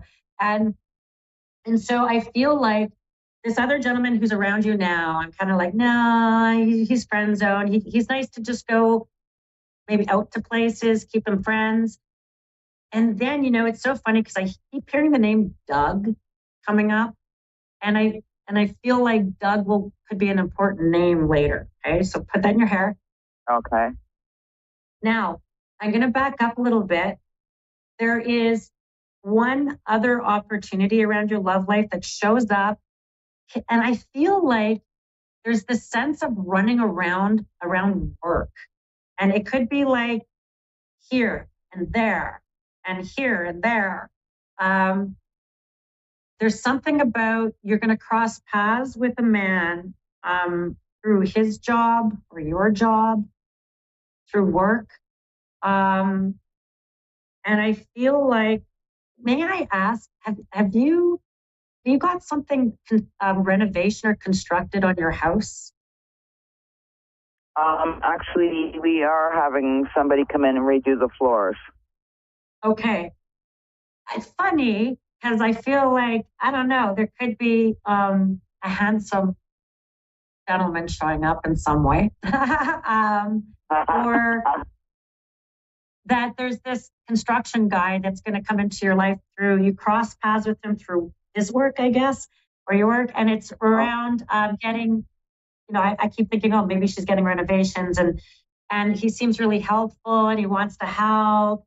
And he's going to, talk about I could do this, I could do that. Something about that. He wants to help you with your house. And I feel like it develops bigger with that in some way. Okay. I'm sorry? Or he wants to talk to you more, or he wants to talk to you more about that. I don't know. I don't know that. Okay. I feel like he's okay. This is my sense. You don't want to live with anyone. Like, I feel like if you want a relationship, you want a companionship, Yes, that's exactly it. Sorry? That's exactly right. I don't know there was another man. I'm sorry, say that again? I said I do not want to live with another man. Been there, done that. Yeah, and we're done. We're done with that. I feel like this man has his own house. And I feel like it would be something where you can go see him, see you. Do you like cats? Yes, I do. Yeah. I like all animals. No, he has animals. He has a bit of land and he has cats. He has a couple big dogs. I feel like he's within. He's within a year of meeting him. I don't think he's very far away in meeting him. And I feel like he's going to have to do, even you could hear from people out west, there's something important about that and the timing. And if you get invited to Mexico, where they're talking about, I feel like this is the connector. There's something connecting you there. And it's an in-person meeting. And I get another important date of next August, around August 1st to the 15th, also important around this connection, okay? Okay. Hang in there, my girl. Go get those floors done. It could turn out better than you think. And thank you for tuning in to me. And thank you for picking me as your psychic. And you can find me at BerniceBissonPsychic.com. And I'm here every Tuesday for Psychic Tuesday at 2:30 Central Standard Time. I will see you next week.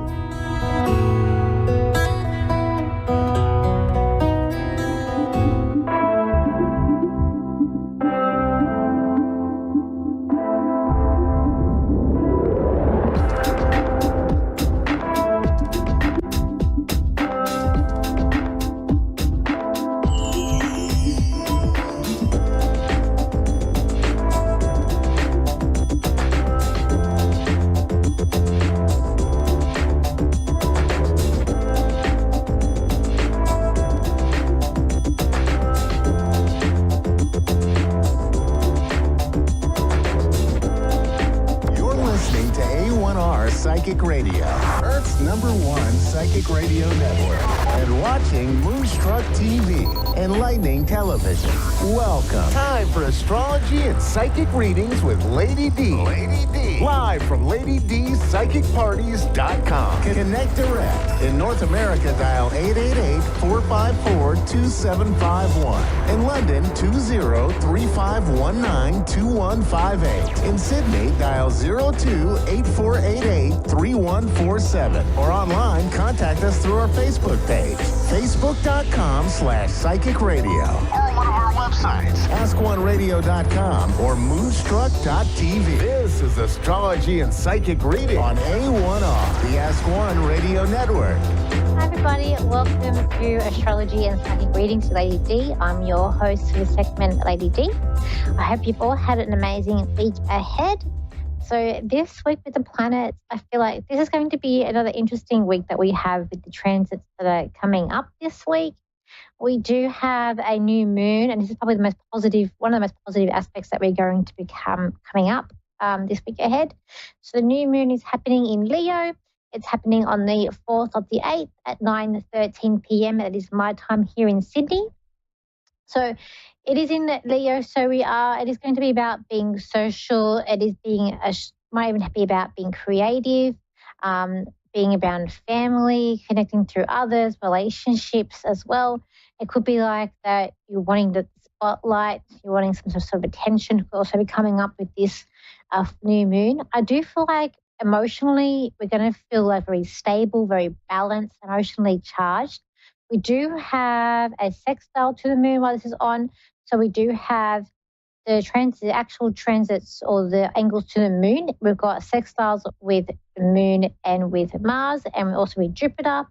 Plus we have a tri that is happening with the node. So it's like we feel like, we're doing have a purpose of doing things here. We're feeling quite the confidence here about us when we're going through this new moon that is coming up. And I feel like there could be also feeling quite proud about ourselves, like having a bit of an ego that's coming up with this new moon. I feel like that it's just giving us a bit of a boost here, an ego boost, a bit of courage. The spotlight is on us, and we're going to feel quite happy about this new moon. Then directly after this new moon, we go to the 5th. We're going to have Venus moving into Virgo. Plus, we are also having a Mercury retrograde in Virgo as well. So this retrograde is going to last for about 3 weeks. It is till the 28th of August. So it is going to be nearly the whole month here with this retrograde. And it is going to retrograde back into Leo as well. But it's going to start off in Virgo. So with this retrograde, we are looking at, I feel like, and even this week, things being out of balance. It is going to be about details as well. I feel like it's going to be bringing out about forgetfulness. It is about the mind. We are looking at a strong retrograde here because Virgo does rule Mercury too. So it is about communication. It's going to be about the mind. And I do feel like it's going to be a bit of forgetfulness. Bringing in that Venus aspect there could be also looking at financial.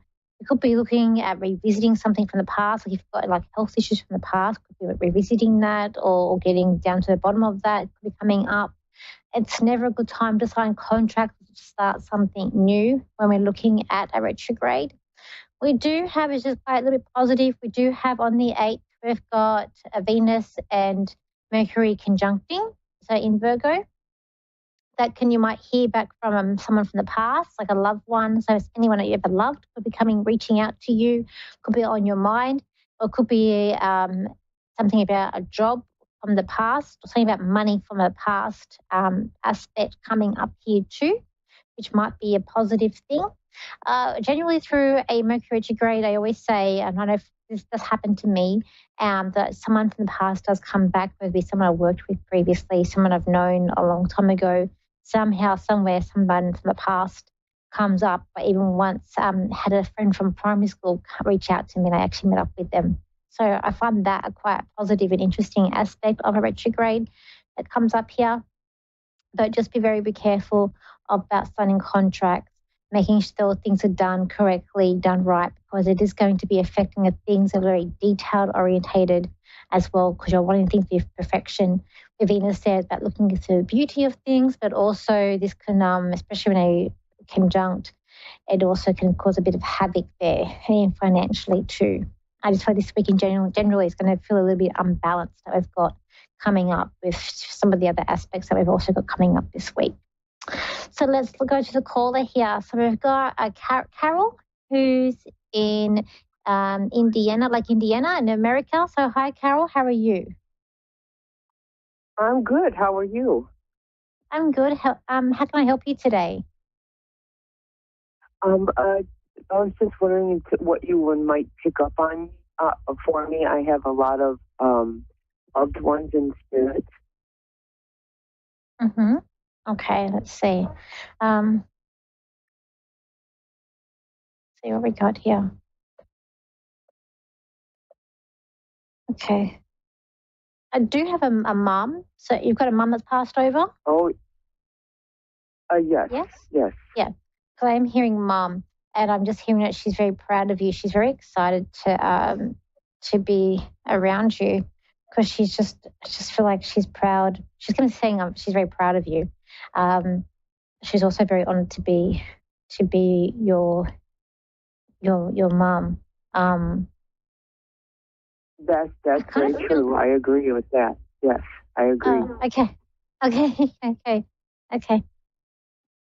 But I feel like this lady worked hard, but you work just as hard or harder than your mum.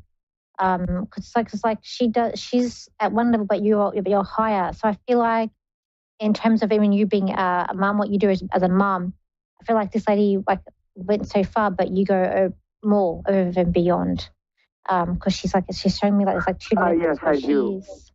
Yeah, and then you go up further, and she's just like that. That's my girl. Oh, that's so nice. Thank you. It's okay. Okay, so I'm also getting a fast runner. So was your mum? She was a fast runner when she was quite young. Do you know if she was a fast runner, or were you that a fast runner? Like she's taking off. No, I was. Oh, okay. Yes. Yeah, I was. Oh, okay. I was undefeated, and I was in track. Yeah, no one could catch me. Oh, okay. Because I did see the first one putting a medal around you, and I was like, oh, maybe she's just saying, you're a good mom. But then she's like, oh, the fast runner. Okay. She's just incredibly proud of you, and I feel like if you were in newspapers, she'd cut out newspaper clippings. I feel like she's making a book here of what your achievements or what you've done. She's I just feel like this lady's just in awe of you. I really do. And I just feel like this lady would do. That's okay. It's just what I keep on seeing. She more wants to talk more about you than herself. It's like she puts herself last, or she's putting herself last or putting herself second. I feel like that. Not her. Okay. Also, did you have another sibling that she would do everything for? I have a sibling, a sister, but I don't speak to her. That's okay. She's living. Would your mum do everything for her though? Would your mum even say if you're having a fish or a meal, your mum would cut up the food for her? I feel like she's cutting up food. It's like saying fish, but she's cutting it up. But I feel like it's not for you. It's for your sibling though. So I feel like that she would do everything for her, kind of baby her. Yeah. Yeah. She's sorry. I was opposite. We're very different. Yeah. It's just, I feel like she just was close with her, and I just feel like that she does wish that she sort of made this other child more independent, but it's just that your mum liked to feel needed, I feel like, and I feel like that's part of her feeling needed, and also it's the baby too. And I just feel like that, she just feel like she wish she had more independent about you. Okay, you've also got a man with her as well, but he's in, I see him in an army outfit, but I feel like we're going back sort of maybe World War II, because I feel like the uniform that he has, it looks like more of an older style uniform, and he's showing his medals. So do you have someone like a man, like a grandfather, or could even be a dad? Yes. On my mother's side, that's correct. There was someone served in the Civil War, a sergeant, yes, someone that did serve in the Civil War on my mother's side. I think it was her grandfather. Oh, okay, because he's there too. He has old school, his old school manners or old school value, but that would be my father. I'm sure she's with him. He's in spirit too. He's very old-fashioned. Was very old-fashioned. Yeah. Okay. I still got the member of the medal, so I do feel like he's there too with her. I feel like he had to fight. Like he had to. The man with the army, the person in the forces. For him, I feel like he had to fight. But I feel like I'm not too sure what side that he would be on. But I feel like he had to fight. But unlike that he wanted to, he had to. Is what I feel like with him. Because I feel like if he had a choice, he wouldn't be doing it. With your dad, I feel like I do get kind. I keep on hearing that he's kind, and I do feel like he's also very nurturing as well. Like there's a softness about this man. Yeah. I feel like he could be hard, but a softness, especially when it comes to his children or to his baby girl. Like there's a softness, like a marshmallow, with this man.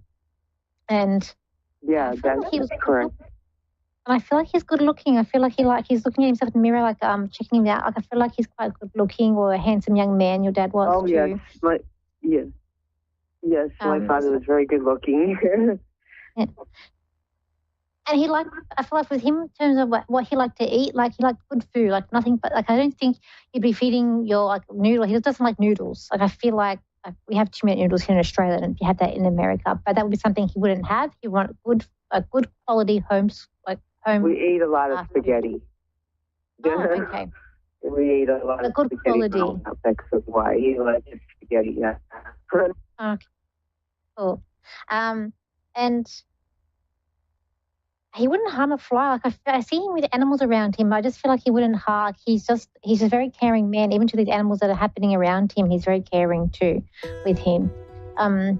He just wants to come in and he just wants to say hi, and that he loves you, and he understands where you're coming from, and that people think that you can be hard sometimes, but you're coming from a reality, and he said people just need to get over it and realize that you're coming from a good place. So that makes correct. sense. You are very correct about that. Yes. Oh, thank you. So thank you for calling in today. I hope I've helped you. Thank you very much. Thank you for connecting with my parents. That's okay, no worries. Thank you. So, guys, we're going to have an interesting week with astrology. I hope you all have an amazing week. If you want to contact me, you can. My website is Lady D Psychic Parties. My Facebook page is Lady D Psychic Parties. My Instagram is Lady DS Psychic. And my TikTok is Lady D Psychic. And my YouTube is Lady D or Danielle Psychic. You can't find it underneath that. But I hope you all have an amazing week, and I'll see you same time, same place next week. So bye for now.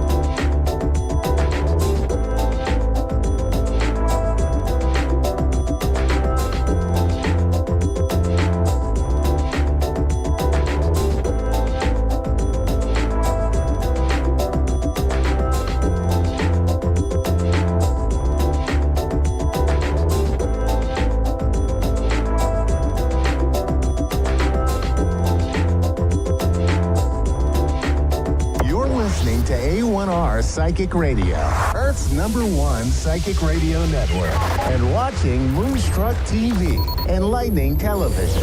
Welcome. Time for Sacred Insights with Andrea Bacon.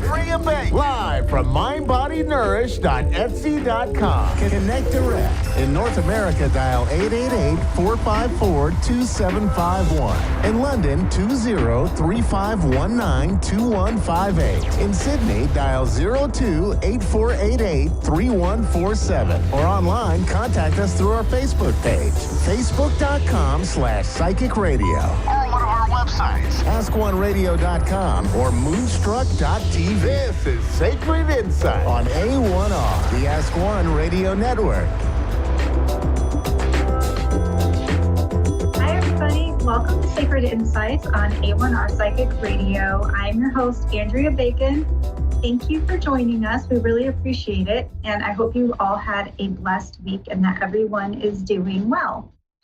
So before we get started, I was going to show you my 2 perfumes that I have. I have a Summerween, which is Halloween and summer because we're in the middle of summer and going into Halloween, and I love Halloween. And so here's a bottle. I don't know if you can read it, but this is Summerween, and it's got pumpkins on the label sitting out on the beach.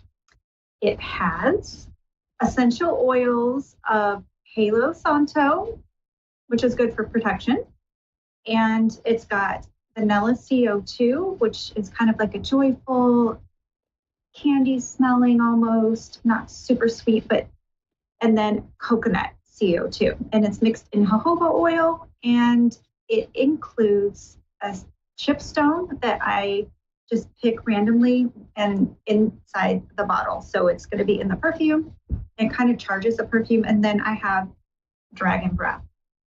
So this has labdanum, vetiver, amber oils, and I put a tiger's eye crystal chipstone in that one, and it helps with grounding, protection, and abundance. And the link to those are in my shop, which is stan.store/medium Andrea. Okay, so for the messages for the week,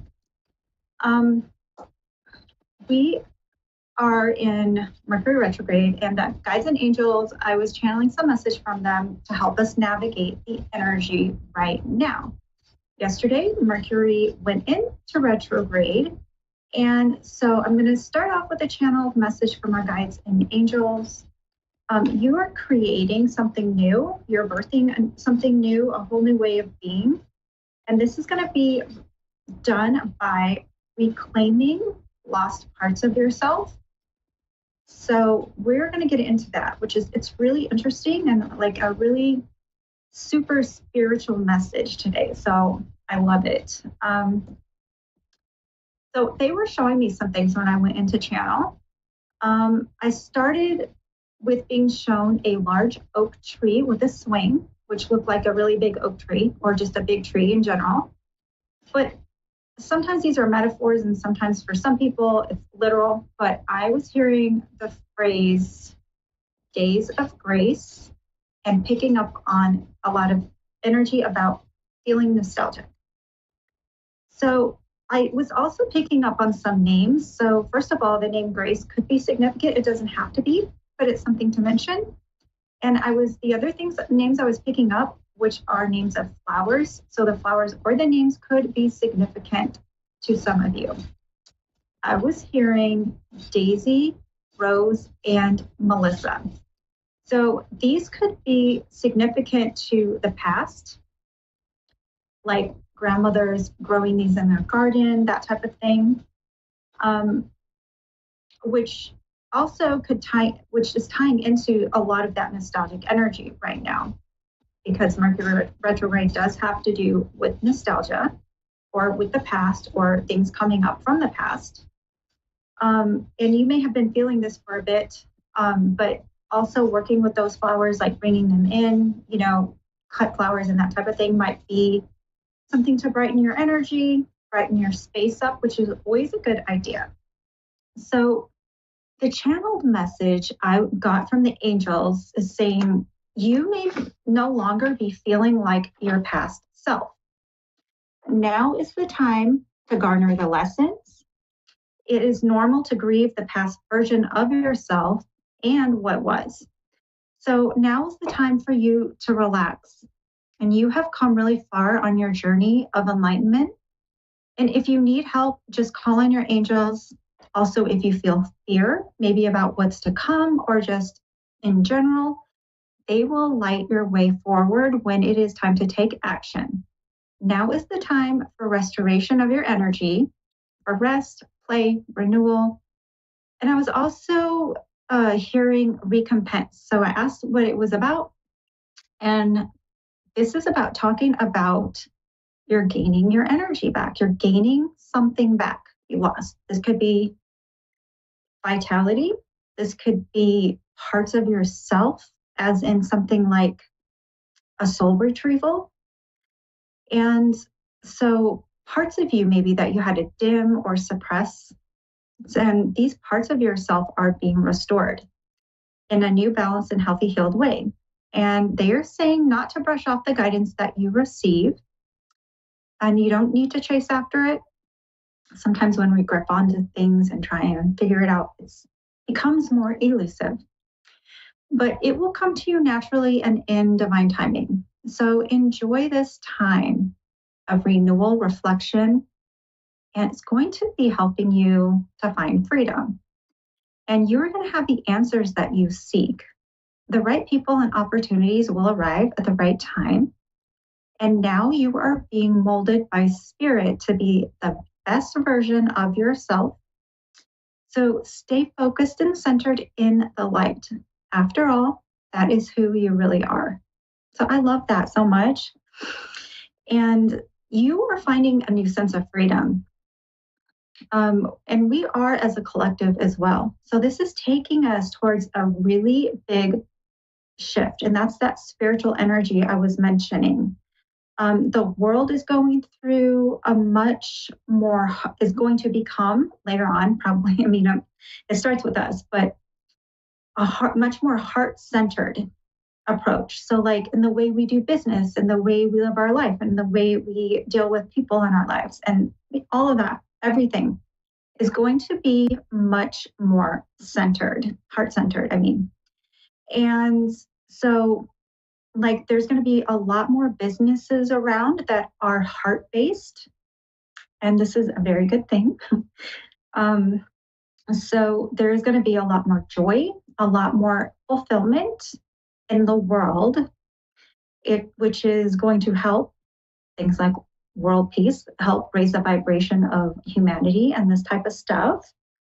And it starts with us as individuals in our own lives first, so that we can bring, that energy to a broader spectrum to other people. We live by example. It's never about like forcing our viewpoints on people or anything like that, just saying. But the way that we like approach relationships is going to be changing. Now, talking about the relationships. So a lot of us were in very challenging relationships, some from a young age.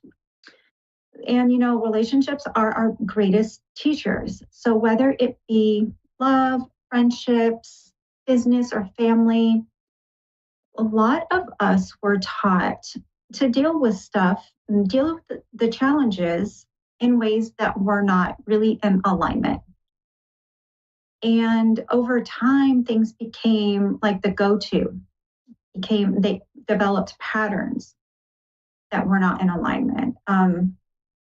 So this is also about being generational pattern breakers or curse breakers, but I say pattern. Like codependent energy, that a lot of the time in families that was encouraged by people, or brushing things under the rug and not really dealing with them openly, that type of stuff. Just however it is for you, because it's different for everybody. But all this to say that we as a collective become disempowered and, allowed that disruptive patterns to set in that were modeled to us, and that we, as a young age, we ended up continuing on in our life and our relationships. And so now the energy is supportive of us becoming who we were always meant to be. And that's by the way of not repeating the past, unless that's something that was obviously working for you. But for the stuff that wasn't really balanced and wasn't really working for you and not really in alignment with your true self, that didn't bring love and it didn't bring the happiness and all of that. So we've learned from that, or we are learning from it. And since it's so much about the past, that's why this nostalgic energy was coming up so strong at this time, which really makes sense because Mercury retrograde is about, the perfect time to do the inner work with any of these types of issues. This is about becoming in alignment with the things that excite you, things that you love, things that you're passionate about, maybe kind of discovering more of those things. I was getting this reminder to say, now is not really the time to start something new. They're really reiterating this. So for instance, relationships, new love, things like this, they are not well aspected during Mercury retrograde. And look, I know that life happens, but if you're planning something, keep it in mind. If you're planning a wedding, if you can, try not to have it during a Mercury retrograde. That's something to keep in mind. Like I said, life happens. Sometimes stuff can't be helped. You can't, always plan everything around that. But it does make a difference if that's something that you can do. So that's just also, if you want a new relationship, try not to get into something, start something now during Mercury retrograde. If you want to buy a car, house, if you can wait, it really would be better to wait.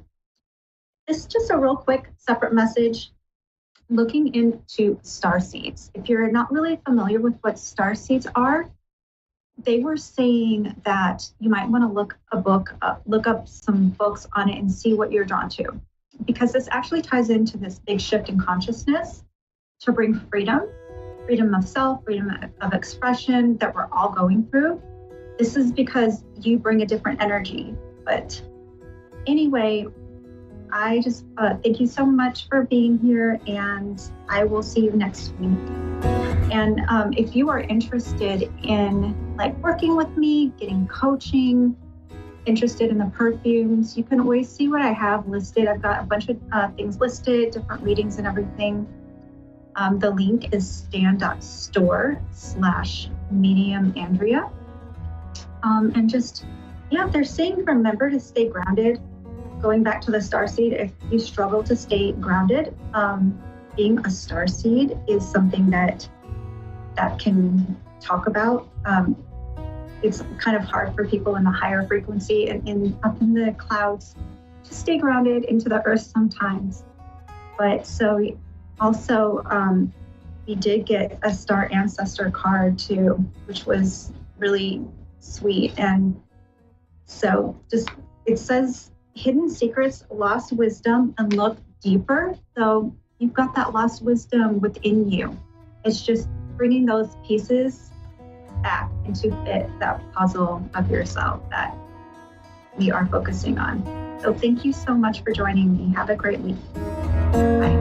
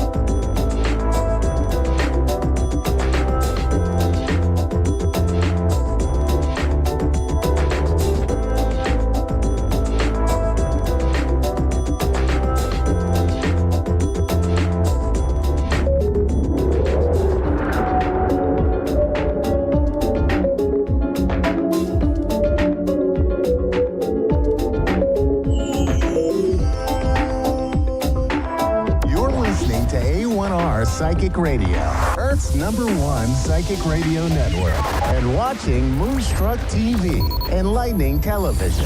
Welcome. Time for Angelic Insights and Healing with Margaret Phillips.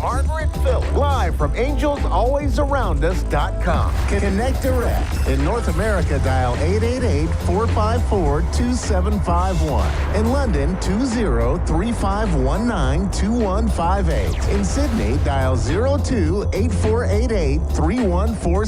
Or online, contact us through our Facebook page, facebook.com/psychic radio. Or one of our websites, askoneradio.com or moonstruck.tv. This is Angelic Insights and Healing on A1R, the Ask One Radio Network. Hi, everybody. I hope you all are having a great day. For those of you who do not know, I am Margaret Phillips. I am a psychic medium, a Reiki master, a shamanic energy healer. After this weekend, a pranic energy healer. I am also a life coach and a hypnotherapist. And as you see, Angels Always Around Us is my business name. You can feel free to follow me on Facebook. My Facebook page is Angels Always Around Us. For Instagram, it's at Angel Margaret P. I am also on TikTok and YouTube, so you can always find me there. Just so while we're waiting for a caller to pop in, just so you guys know, starting back up in September, we're taking a little break for August, but in September, on the first Thursday of the month, I will be leading my women's empowerment group, Healing Through Empowerment. And we decided to make that a hybrid. So that will be in person at the Awaken Center in Plymouth Meeting, Pennsylvania, but it will also be hybrid. You can check out my website or my Facebook page, send me a message for more information about that. The Women's Empowerment Group is $20 a session. We meet again the first Thursday of every month at 6:30. It will be a hybrid meeting, so if you can't join us in person, please join us in Zoom. We do different things. We do meditations. We're going to be doing like spirit animal journeys. We do different kinds of energy healing, just all kinds of fun stuff, all kinds of things to help you along your journey. And then at the end of every group, everybody who attends gets a one-card reading from me at the end of the group. So that's all included. And then also to let you know, starting back again in September, the third Sunday of the month at the Awaken Center from 12 to 1:30, I will be leading an energy healing exchange.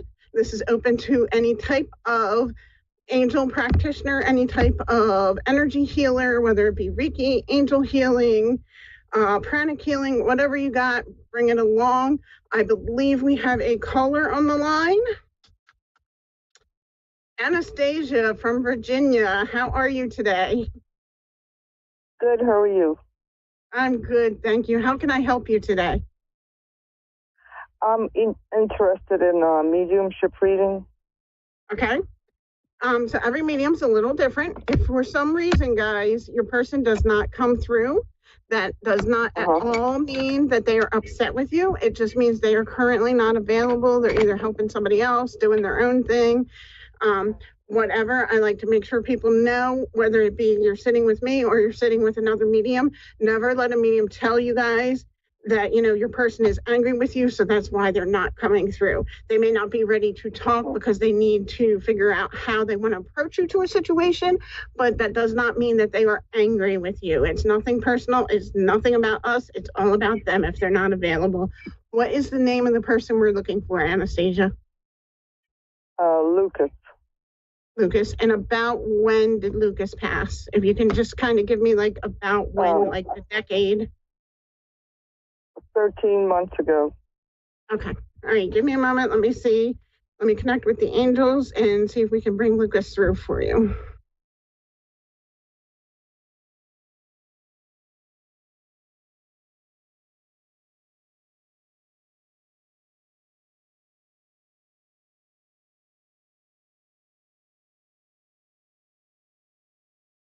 Okay. So as a medium, I just tell you what I see, what I hear, and kind of relay the messages.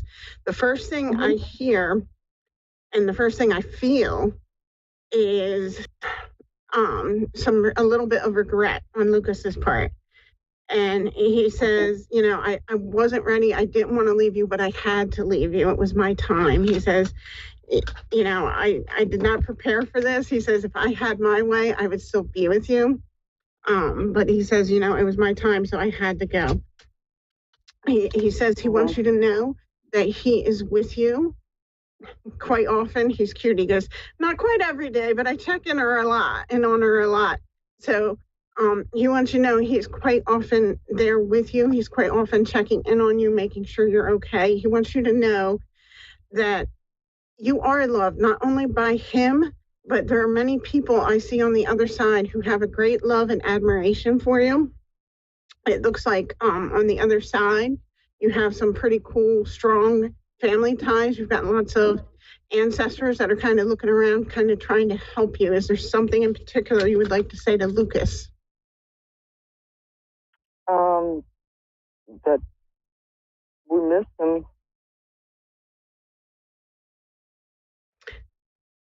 So what Lucas, it's interesting because he's like explaining to her. So when someone passes, that spirit, when they pass, they don't miss us the same way we miss them, because we're used to having their physical, their emotional, their spiritual, we're used to having everything. And when they pass, they don't have the physical body constraints, so they can come in, they can check on us, they can do whatever. So Lucas, again, he says, I love you, I love all the family I've left behind, but he says it's not the same missing you as you guys feel for me, because I get to check in on you guys. And that's, one of the great blessings we get from the divine is that our deceased loved ones can check in on us. We can talk to them. We can't always hear their answers, but they can always hear us, even if we don't think they can. The other thing Lucas wants to know, I'm sorry, go ahead, Anastasia. Could you ask him if he still gets to do the thing that he loves the most? He's so cute. So he goes, I haven't even gotten to that yet. He says there is so much to do over here and so much to explore. And he says everything is so different. He says, I'm sure people say it, but until you experience it, and he goes, not that you're experiencing it anytime soon, but until you experience it, you can't understand how different everything feels on the other side. He says, the things I used to do that make me happy, he says, I'm sure when I get a minute, I will get back to it. But he says, for right now, I am busy learning. I am busy also engaging in new things. He says he's spending a lot of time at the Rainbow Bridge, which is where our pets go when they pass, and they wait for us until it's our time to cross over. I see him playing a lot with dogs and cats and just like running in the meadows by the Rainbow Bridge. He's very calm. He's very happy. And most importantly, he's at peace and he has no pain. Mm-hmm.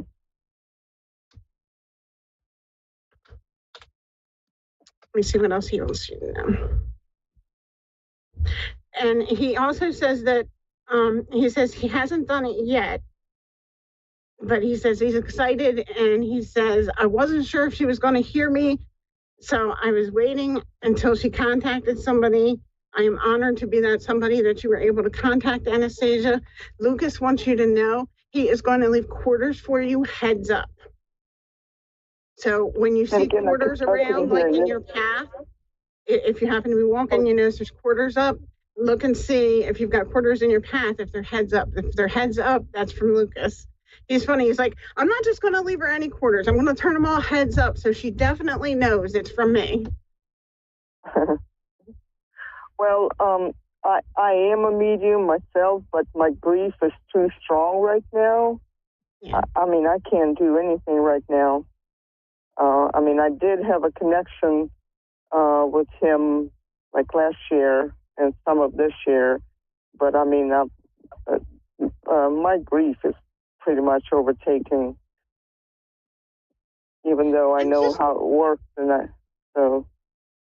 And just remind yourself that this is temporary. We all have things we have to deal with that's temporary, and then we come back. And, he says, don't worry. He says, this is not a gift that you've like thrown in the basement, never to be seen again. He says, you're going to hear me. He says, starts looking for those quarters. And what I hear is when you get 7 quarters all in the same month, that's an extra sign to you that you are moving more forward on your spiritual path. Mm-hmm. So you've got lots of silver to be on the lookout for. But just remember, we're all given these gifts. They will come back to us. We can put them down and then pick them back up. It's not like it's forever that you don't have this ability. And like you said, your grief is too big right now, and that's okay. And if it's okay with you, I'd like to include you in my I have like a little prayer list for people that I pray and send healing to once a week. Can I put you on that list, Anastasia? Oh, certainly. I would appreciate that. Awesome. So we are just about out of time. Is there any last questions or any last things you would like to say to Lucas before we go? No, I just really wanted to check on him because I right now I can't. So again, he wants you to know, he says, I'm fine, relax, it's all good. He says, don't press yourself. He says, when you're least expecting it, he's funny, he goes, you will hear us. So not just him, us. And again, I see you have many ancestors who are watching over you, who have this nice, strong bond of love, trying to help you and put different things in your path. Well, I thank you very much again for joining us, Anastasia. I'm being told we got about 60 seconds. So again, guys, if you would like to reach out to me, go to angelsalwaysaroundus.com. My Facebook page is Angels Always Around Us. You can shoot me a message. You can give me a call, send me a text, 856-449-9099 here in the States. Lots of good stuff. Come September, I will be back again at the Awaken Center. The first Thursday will be the women's group. The third Sunday will be the energy healing and all kinds of good stuff. So watch out for my social media pages, my website. That'll tell you where I'll be and where you can find me. I hope you guys have a great day, and I am honored to share this space with you today. Thank you.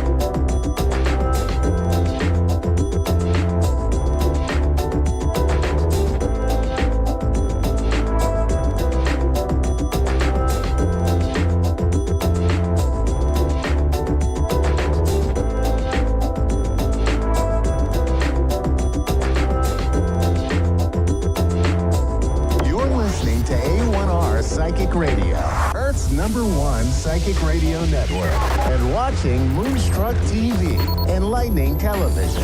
Welcome. Time for Ravengale Tarot with LJ Ravengale. Live from Ravengale.com. Connect direct. In North America, dial 888-454-2751. In London, 20-3519-2158. In Sydney, dial 02-8488-3147. Or online, contact us through our Facebook page, facebook.com/Psychic Radio. Or one of our websites, askoneradio.com or moonstruck.tv. This is Ravengale Tarot on A1R, the Ask One Radio Network. Welcome, I'm LJ Ravengale Tarot. on A1R Psychic Radio. To reach me directly, you can go to ravengale.com, RAVENGAYLE.com. We are taking live calls as they queue up. I thought we'd do a 3-card reading from the Angel Blessings Oracle by Kimberly Maroney. In the past position, we have Shushani, purity. Things have become cluttered, dirty, or simply dusty. Time to clean up your energy, your space, your thoughts. In the present position, we have Hushar, vision. Time for the client to adjust the way they look at things. Instead of seeing things from what could have been or should have been, the client needs to shift to a higher vibration or simply what is, without assigning blame or judgment. Whatever it is simply what is. And in the future, we have Nathaniel, fire. Nathaniel is the fire of transformation. What an exciting culmination. This reading is about bringing change by raising the client's state of consciousness. In the past, the client became aware of how cluttered their life and thoughts had been. They went through a cleansing process, and in the present, the client is moving into a state of acceptance of what is. This has paved the way for them to undergo a fiery transformation, burning away that which no longer serves, moving the client into a state of bliss. So moving forward here with this, one of the things that I found very interesting about Hushar is in this card, I'm holding it up so that you can see, we have a wise man enshrouded by light, holding up a wand. And that is simply the vision of what is. Whatever it is simply what it is. Meaning that it's not about what you judge it to be or what you hope it is or what you thought it was. It's what you're simply experiencing in the moment. So let's go ahead and see about pulling a card for today. What is the single card for today?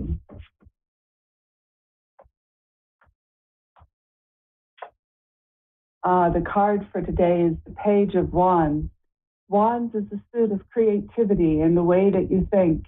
And page, when it's not referring to an individual, is talking about the seed, that which comes before what is. And I see here that we've almost got a caller queued up, which is great news for us.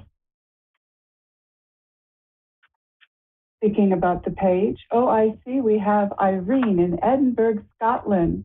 Hello, Irene. How are you? Hi there. Hi. Hi. How are you doing? So-so. So-so? Okay, well, let's see if I can help. Okay. Do you have a question for me today?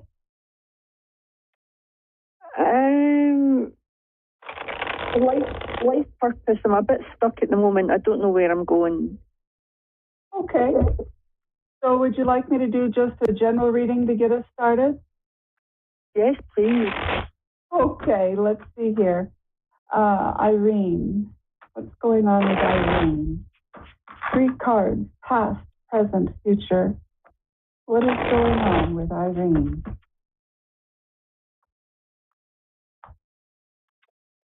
So the first card that I have is the 7 of Wands, and that's in the past. In the present, I've got the 8 of Cups reversed. And in the future, I have the Page of Cups with the 4 of Cups.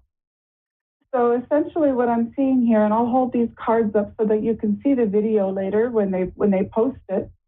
With the 7 of Wands, you have a young man with a wand holding up facing 6 other wands. And in essence, you've been having with wands being the suit of creativity and thought, you've been having to defend your thoughts from yourself and from those around you. Really not too certain what to buy into just at the moment, just knowing that whatever it is that you're thinking in the moment is right. In the present, you've got the 8 of Cups, and 8 is the number of balance. Cups has to do with your sense of emotional fulfillment, and it was reversed to you. So in this point, even though even though there's a lot of richness around you, you just haven't been feeling very fulfilled. But moving into the future, you've got good news, because the Page of Cups, in this case, it's not a person, it's an event, which means that you've got the beginning of something coming your way. But you need to be careful with these new things coming your way with the Four of Cups, because you can be so involved in what's in front of you that you might be missing an opportunity that's coming your way. What supports you in this is you have the Lover's card. Do you currently have a relationship, or are you looking for a relationship? I'm single, but I'm looking. You're looking. Well, there is the possibility of a relationship coming up, but along with that relationship card, you've got death, which means that there's change, not physical death, but just that you've got some really big changes coming your way. And so you're going to be kind of a bit more preoccupied. And so it's going to be kind of difficult perhaps to miss that.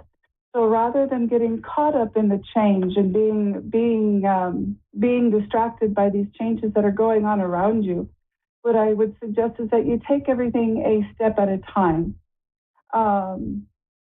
Would you like me to take a look here at this relationship that's coming in? Yes, please. Okay. Relationship for Irene. The beautiful thing about the Lover's card is this is about being loved and loving for who they really are, not who you would hope for them to be, or not who you would wish for them to be, but who they specifically are, who they really are. And so that is, in my opinion, the best kind of love, being loved for who you are, without expectation.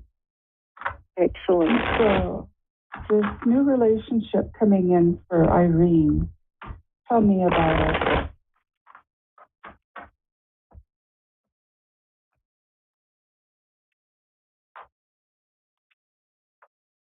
Oh my goodness. So do you have grandchildren by chance? Okay. I do, yes. Okay, 2 of them? I have 2. Sorry? You do have 2 grandchildren? Yes. Okay. So I have here the Page of Swords and the Page of Pentacles reversed. And along with that, I've got the Hung Man. And so in the past, I can see that your grandchildren have quite understandably taken up some of your attention, and that you've been taking a little bit of a break from that. That's in the past position. In the present, I've got the 5 of Swords reversed, and in the future, I've got the 10 of Swords reversed. So this new relationship, which is what I had programmed the cards for, is going to be about bringing your attention back to you, back to what makes your life rich and makes your life full. And I went ahead and picked up the cards because they weren't really talking so much about the relationship that's coming in, but more about the things that are going on around you. And that's just not what we asked for. So I'm shuffling the cards some more, bringing the focus back to this new relationship. Back to this new relationship for Irene. Great news. And there we go. Okay. All right. So, and also still understandably so, your grandchildren are going to continue to be a focus in your life. I'm just not able to steer the cards away from them. But moving into I've got the 6 of Pentacles, and then in the future I've got the High Priestess.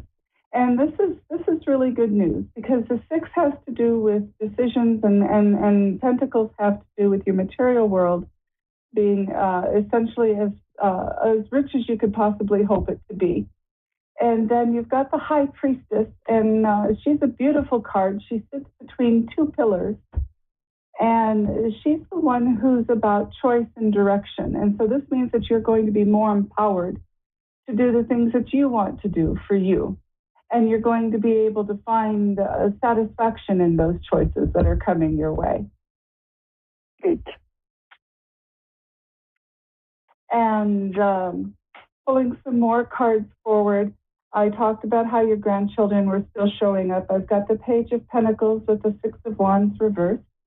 And in this case, you're moving out of a state of creativity, out of thinking what to do with your grandchildren, and stepping out of that break that you've taken. And you're going to be investing a bit more energy into them. Looking more into this relationship, I can see with the Nine of Swords that you had been going through a period of healing. And then also with Justice and the Chariot, those are some interesting cards to have. It's a balancing of the scales. And with the Chariot, it's a sense of momentum. Things are going to have a natural momentum of the way that this relationship develops. And this is going to take time. This is not a short flash in the pan, reawakening to love. This is more of a long-term a relationship that's going to unfold over time. And I see that this is going to begin to happen for you here over the next month or so. Do you have anything else that you're wanting to look into? I've been so unsettled lately because I lost my brother a few months ago, and my mum's very unwell, and I've just been very unsettled. So today I just resigned from my job, and I have got no job now. And I know you're saying there's creativity coming in, and I might end up doing something that I want to do. I've actually just made a rash decision and left my job, and I've got no work now. I don't know if I've done the right thing or... You have, because you have the Six of Pentacles here. And the Six of Pentacles is about bringing the balance back into your material world. So you are going to see that begin to come back into fruition. Have you started looking for work? No, I just left today. I'm self-employed and I was working on a contract. I've put some savings by, but I just can't do any more work. I'm knackered.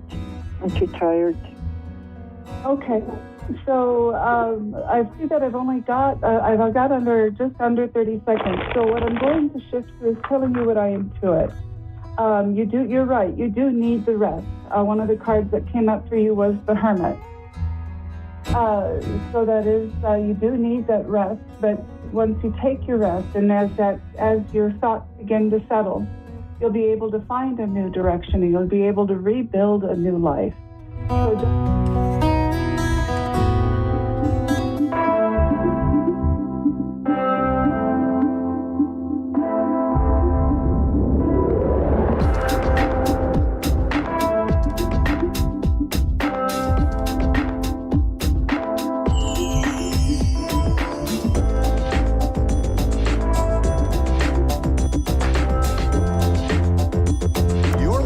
A1R Psychic Radio, Earth's #1 psychic radio network, and watching Moonstruck TV, enlightening television. Welcome. Time for New York City Celebrity Psychic with Perry Lyons. Perry Lyons. Live from PerryLyons.com. Connect direct. In North America, dial 888-454-2751. In London, 20-3519-2158. In Sydney, dial 02-8488-3147. Or online, contact us through our Facebook page, facebook.com/psychic radio. Or one of our websites, askoneradio.com or moonstruck.tv. This is New York City Celebrity Psychic on A1R, the Ask One Radio Network. Hello, cherished friends. I'm Perry Lyons. This is Perry Lyons, New York City Celebrity Psychic. And I'm me and you're you, which is the absolute best thing you can be. I'm sorry I'm a little tilted, so I might ask all my viewers, just lean your head slightly to the side so I look straight. I'm very happy to be here, and I love you. I'm happy you're here. I'm going to start off, I found something else that was kind of cool today. I did a reading for somebody I'd never met, who was in England about a year ago. And during the reading, I said, you're going to be having a romantic relationship in about 6 months. And the guy just really reminds me of this actor, I'll just say X, who's a famous British actor, very famous. And I just found out from a mutual friend that she actually did meet the guy I saw for her, who was in fact that actor, and now they're engaged. I thought that was cool. I also wanted to share another quick story while I'm waiting here, staring at the phone like a lovesick teenager waiting for your call. Then I'm going to quickly do the psychic tarot weather, which is just like regular weather, except less damaging to crops. People always ask, well, if you're psychic, why can't you use it to win the lottery? Good question. Here's what happened. It was about 10 years ago, a little after I had my traumatic brain injury, which is one reason I'm psychic today. I had a piano fall on my head, which I'll explain some other time. But it's true. I was in line at the bodega, waiting to buy something, and I was staring idly. They had the lotto numbers from the last drawing displayed. And I was thinking, oh, it'd be nice to win lotto. And as I stared at the numbers, they turned into other numbers in front of my eyes. I kind of went, blah, blah, blah, what? And they just stayed there. So I quickly wrote down the numbers. And I never play lotto, but I played that time. And I got home, and the next day, I looked at the numbers, and I looked up the numbers I'd written down, and I think it was 4 out of 6 I'd gotten, 4 or 5. I'd gotten enough to win a substantial amount of money. I was never able to find that ticket. It was like the fairies took it. So, I don't know if that means the psychics aren't allowed to use our powers to enrich ourselves, which would be sad because money is one of my favorite things to have. But that's the answer to why don't you use it to win the lottery. I tried. So anyway, I'm sitting here waiting for your call. I will give you very accurate. We have like a 92% accuracy rate, which is pretty good. And I'm going to do the psychic tarot weather now. Here's how this works. I pick 3 cards, and it doesn't matter if you tune into the show intentionally, if you just happen to be passing by and it's playing. If you're listening or watching, these cards apply to your week. The first card is the beginning of the week, which is now. Second card is the middle of the week, which is like the weekendish. And the third card, you get the drift, is towards the end of the week. Ready? Oh, that's interesting. The first card is the 6 of Cups, which is a little boy giving a little girl a golden cup filled with flowers. And what this means is either somebody from your past is kind of returning, could be a friend. Often it means somebody who you were romantic with. What's interesting as well is that we're about to go into Mercury retrograde, which starts on August 4th. And in Mercury retrograde, a lot of things return to us. I'll go into Mercury retrograde more next week. But this looks like either you're meeting somebody from your past again, which might be very interesting, or the other meaning is you could meet somebody with whom you feel instantly at home and comfortable, like you've known them all your life, like you were kids together. There we go. I love doing that. Second card is very interesting. A lot of different interpretations for this card. It's the 7 of Swords, but my interpretation, I've been doing this for years and I can never get the card right, is that this guy has just snuck into the enemy camp. There's going to be a big battle tomorrow. Lots of people, a lot of blood is going to be shed. But he snuck into the enemy camp and stole all their swords, which means no battle tomorrow. And P.S., got a lot of nice new swords. And this is kind of a looking ahead card. It's strategic planning. It's thinking about the outcome when you're starting to do something. It's thinking ahead and wise planning. Hope you like swords. Okay, last card. A card I talk about a lot in readings. It doesn't come up that often, but it's only essentially got one. It's a Wheel of Fortune card. It's only essentially got one meaning. Oh, hi, Sarah in Oshawa, Ontario, Canada. I love Canadians. I'll be with you in about 2 minutes. So just breathe deeply and think about the question. Is good? Okay. Thank you. Yay. What this card means is essentially your luck has not been the best for a while. You've had one of those sort of slumps that every human being goes through.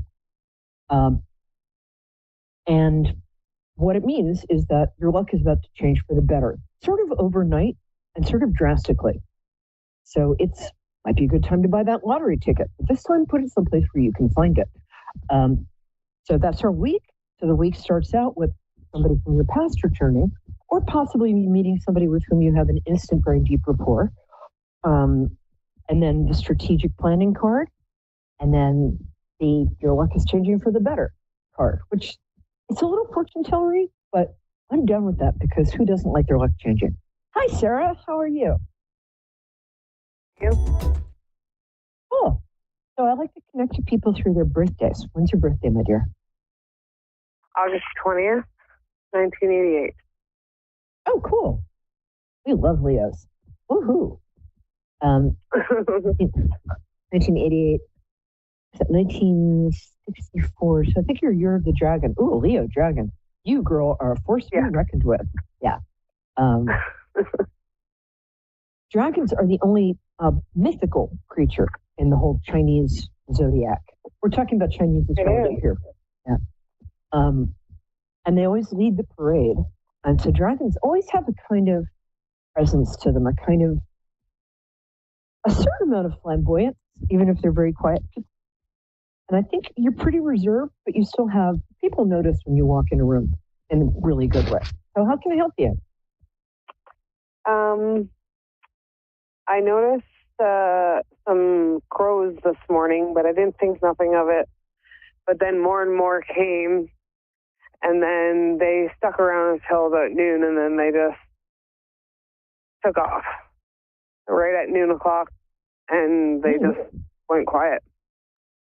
Wow. And I couldn't help get that feeling and I sat outside paying attention to them, and they kept on getting closer to me, flying over my yard, getting really loud. And I'm like, okay, there's got to be a reason for this. But I couldn't help but get that feeling that there was a message of some sort, so I felt like I needed some help trying to get that. What that message was. I love that. You came to the right place. I'm an accredited shaman, or shamanista, as we like to say. Crows are very interesting and a slightly complicated symbol. And it's a great question. I'm so glad nobody's ever asked anything like this before, and I'm so happy you did. Interesting thing about crows is they operate as a flock. My teacher of shamanism, his spirit animal was a flock of crows, not just one crow. Yes. And they're also incredibly intelligent. Yes. There's an ongoing anthropological / bird experiment that's been going on in Seattle, University of Seattle, for 25 years, where volunteers go into this park that has a lot of crows in it. And half of them have white masks and half of them have red masks. And the ones with the white masks are very nice to the crows. They feed them, they say nice things to them. They say, hey, great feathers, looking really dark today. And the ones with the red masks are kind of mean and threatening and to the crows. And it turns out that crows pass on to later generations what they've learned, because later generations of crows who had never seen these masked people before were very happy to see the white masked ones and very scared to see the red masked ones. The crows are incredibly intelligent. They've got an almost human intelligence. And they bring gifts to people they like. So what I think the crows mean, I know it probably felt a little sinister at the time because crows can look a little crowy. But what it means is you're about to be in a situation where your influence is going to expand. You're going to be reaching a lot more people. I'm going to be in a situation where, your influence expands. You reach a lot more people than you're used to. Okay. The reason I say that, and it's going to be really unexpected, but you're also going to be asked to use your intelligence, and you have a lot of it, in a strategic way about a situation that's going to come up in the next couple of days. So it might be a slightly difficult situation, but what they're saying is that you have the intuitive and the consciousness smarts to deal with it. Something else crows represent. Oh, that's right. Crows also represent the fact that the people you love who have passed or on the other side are very much with you right now for whatever reason. And I've noticed this in my work that sometimes people show up and they've got like 10 people behind them. Sometimes they have 2. Different people step up for different situations. Different dead people. So it also sounds to me like what they're saying is, you've had a couple friends pass in the last few years. I'm sorry about that. And you had one pretty important person to pass. And I'm sorry about that too. You're too young to have that happen. So they're trying to tell you that you're protected, you're looked after, and you're really smart. There's an extension of this where they might be saying, it's time to take your intelligence seriously. You have an unusual intelligence. You're both right-brained and left-brained, which means you're both good at conceptualizing and intuiting and sort of abstract, chaotic stuff. You're also good at structure. So interesting. Does that feel accurate to you? It's the type of unusual intelligence that the majority of people like to make you out to seem crazy. That type of intelligence, yes. Yes. Crazy is a word people use when you're either too smart for them to understand or you are not fitting into any cookie cutter stereotype that they can instantly be comfortable with. It's a feeling I'm very familiar with. Yeah. But it also makes you one of my tribe, so welcome. I love that. All the best people in the world have been considered slightly bonkers at one point or another. You're very far from bonkers, but you do have people are unable to pigeonhole you, and that makes people nervous, especially nowadays. We live in a consumer culture. People like to slap people. People like to know what category something is, and you're in a bunch of categories and none at the same time. You're very creative. You're empathetic. You're not soppy. You're a very good friend. But you also have the ability to get stuff done and to think things through. And that's a very unusual combination. And you really are like that.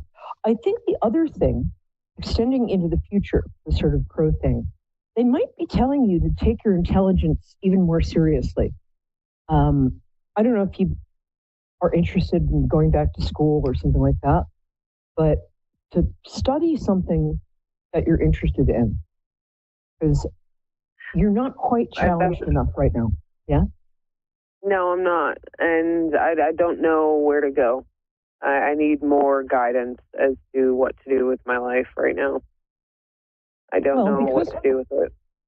Because of the kind of intelligence you have, the imposing a structure upon creativity, you'd make a great book editor. You'd make a really good architect. You'd make a really good, let's see, what else? I suddenly can't think of any professions. You would make a very good therapist, because I think people use you for that all the time anyway. They do. It's very draining. It is. Might as well get paid for it. If you do a little research, and it can be a lot of fun to do research, there are a lot of grants available. Also, do you write or paint? There's some sort of creativity. Okay, there's some sort of creativity there. And draw. Yeah. Yeah, painting and drawing, sketching more or less. Yeah.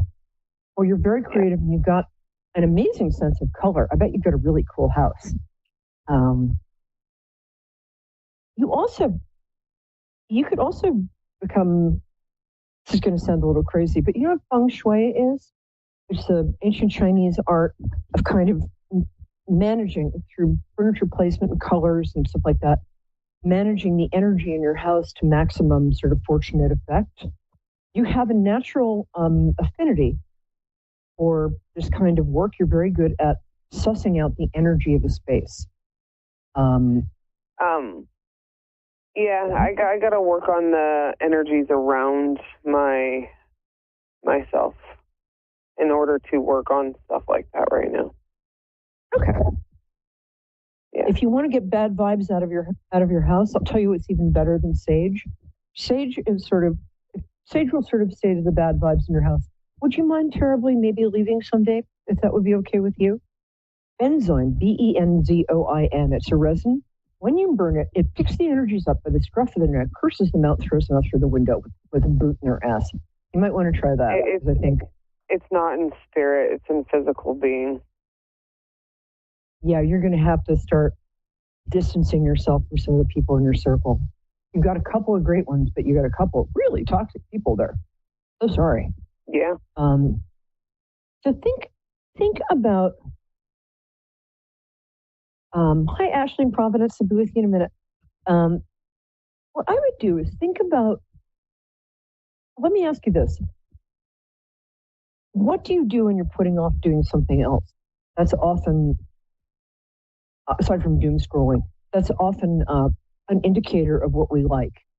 So when I'm putting all off I do and all I know to do is be a mom. Oh, well, that's great. I've been a mom since I was 18. You have 3 kids? I have 2. I lost one. I'm so sorry. Oh, that's the worst thing I can imagine. You're a great mom. You're very present. I'm so used to New York clients, a lot of narcissists, so I'm used to narcissistic moms. You're so not narcissistic. You reflect your kids. No, I'm very supportive of their thoughts, feelings, and individuality, their wishes, their dreams, their Yeah. I would like you to think of yourself as your own child for a couple of weeks and start to notice your own individuality, your own strengths, and give yourself the same kind of support and unconditional love. You're very hard on yourself that you give your kids. And I think in the next 2 years, you're going to wind up doing something that is going to be challenging, stimulating, and satisfying. You would also make a very good teacher. You got a natural, I think you've done that in past lives. You're sort of like, I don't really want to, but you make a very good I'm at that point. I've just been a mom for so long. I'm done with kids, really. But well, start making it kind of a project. I'll be right with you, Ashley. To kind of explore and find out what you love doing. You have a lot of talents. You've got a very good mind, really good. And I think much better than that's what I struggle with the most, is because I know I would be great at many things, but I gotta find that one thing, Pick one thing. You can even pick something that you sort of randomly like. You don't have to commit to it forever, but just picking one thing and doing it. It's sort of like you pick a window to look out of, and if you stay at that window long enough, you'll see the world go by. Pick one thing. And I'm kind of in that mindset of like, I'm not getting any younger either, Yes, I know that mindset. But on the other hand, you're younger today than you'll ever be. So put age off the table. You're actually, from where I sit, you're just a baby in PJs. So I'm old. If you could possibly take some online courses, I think you'd really enjoy finding out how smart you are. Even something like English Lit or philosophy or art appreciation. You have such a good mind. Let me think about this. And if you want to contact me at Perry Lyons on Facebook, PeriLyons. Let me think about Perry Ryan? Yep, that's me. Hello. Yeah, and you're on the group there? I have a couple of pages, so just reach out to me, and I can private message. I'll just say hi. Yeah. It's Sarah. Yeah. Okay. Cool. And I'll tell you. I'm going to think about what are some good things for you to do, and I'll get back to you. How's that? On me. Sounds good. Thank you very much. You're welcome, darling. Thank you for calling. I get the coolest people here. Hi, Ashley. Are you still there? Yes, I am. How are you? Oh, thank you for being so patient. I'm awesome. How are you? Good. That's funny. All of my best friends in New York are from Ontario. I still have to figure that out. You guys are so cool. How can I help you? So I'm not sure if you're a medium. wanted to see if anybody was around me or just a general reading. There's a lot going on with my sons and myself. So. I'm sorry, your son and yourself, did you say? Yeah, both. I have 2 kids and myself. There's been a lot going on. Yes, there has. A lot. Wow. The fact that you're still standing is pretty impressive. What day is your birthday? I like to connect people through their birthdays. March 2nd. Oh, you're Pisces too. Rock on with our March selves. Yeah. We're awesome. I love Pisces women. Honey, Pisces women are really strong and really kind of, the Pisces men are very charming, but kind of weak. I don't know what that is. Anyway, let me see. We can do a little mediumship.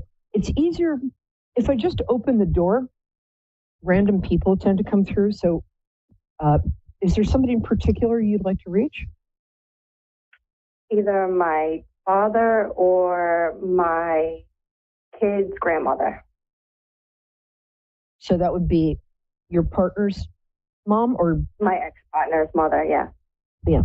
Oh, I like her. Or my father. Or your father. Your father's kind of, it's interesting. He doesn't like the spotlight very much. Nope. Yeah, he's kind of reserved. So he sends you his love. I don't think he's going to come forward. Your grandmother is like, I'll take his place, no problem. But your dad really loves you. He's very much with your children. A lot of guardian angel energy there. Does your son look like or act? One of your sons look like or act like your dad? My youngest son, I actually, maybe a month before he passed, I told him I was pregnant. And when he was born, he had the widow's peak like my dad. Oh my gosh, yeah. They have nice names too. You're good at names. What are your son's names? Do you mind me asking? I'm sorry, what was that? I said, I like what you named your sons. You gave him really good names, kind of unusual and strong. My oldest is Christopher. He's a junior. And then my second is Cole. I love the name. Those are great names. I love the name Cole. Excellent names. Me too. Every single time I say it, I'm like, I love that name. Couldn't fit it more. Perfect. So your dad sends his love. Your children's grandmother is kind of a pistol. Very opinionated. Hold on a second. Yes. Let's see if I've got the right person here. She's a little scoldy because she knows best and she's not shy about letting you know that she kind of does know better than you. But she's also very loving and a lot of fun. She's a lot of fun. Yes. Did she make a certain? There's something she made. I don't know if it's a candy or a cookie, like a cookie with M&Ms on it or something. There's something she made for kids that was really yummy. To make, and my son he's 10 years old. When she passed, he was 4. She used to make breaded chicken. We actually made that tonight for dinner, and he always helps me make it. And then for dessert, she would always make like a strawberry shortcake. Oh, okay. Thank you. That's what I was getting. That sounds great. I'm going to come over for dinner. I can be there in about 6 hours. Kids are so cute when they cook with us. What else is she saying? She says it's her son, right? That was with you? Yes. She says he was together anymore. Yeah. She says he was a dope for leaving the partnership. She's actually I was a dope? No, he was a dope, not you. You're not a dope. Oh, okay. No. Not a dope. Ne dope pas, as we say in French. It's interesting because you were very good for him. Very good. And I think he had the most sort of stable, happy life that he's had so far when he was with you. But boys, go figure. But it was really funny because she kind of likes you better than him. I mean, she loves him, obviously, but your other son looks very much like his dad. And he's got a little, and he's got a little of that swag, too. So everybody says that. Yeah. It's so funny. He's like a little man. You know, one of those little boys is like, I'm a little man. Yeah. The other one's I love him. He's delicate and sensitive and he's just such a sweetie. So I've got the older one is having more energy, and the younger one is being more of a sweetie pie. Yes. What else is she saying? Is the older one, she wants him to be on some sort of sports team? Is he good at like soccer? What's he good at? Oh my God. Yeah. He's actually going to regionals this weekend for baseball. Yeah. She loves that. He's doing unbelievable in baseball. Yeah, he's got incredible hand-eye coordination. She says that's from her side of the family. She was actually good at like games or things like that. I mean, I don't think she got much chance, but I think when she was young, she was pretty athletic. Yes, absolutely. She gave up a lot for her marriage. I'm not sure it was a great marriage, just between you and me, but she hung in there. Yeah, I believe Yeah, she's very smart. She's really encouraging to you. So what she's saying, and I've got 60 seconds, so I'm going to talk really fast. A, she's with her kids all the time. B, she really likes you. So you can ask her for help with something. And C, she wants you to, again, I said this with my other caller, you've got really cool intelligence. And she wants you to take your intelligence seriously and take your talent seriously because she says you're very special. And I agree with that. I feel like, I'm not sure if you're working right now, but I feel like it's possible for you to get a job you like better and more suited to you. That's probably next year. I work in the office, and I actually was looking today. So when I was listening to your last call, you were saying about an online course. I was looking today about online courses and how I wanted to. I work in the office, but I was like, let me look at like bartending courses like online to like get a certification and then like learn from there. Okay. So it's, I love that for you. I've got to go, my angel. Our time is up, but please do that follow up and let me know how you're doing. I'm Perry Lyons on Facebook. All right, sweetheart. Big hug. And that color looks great on you.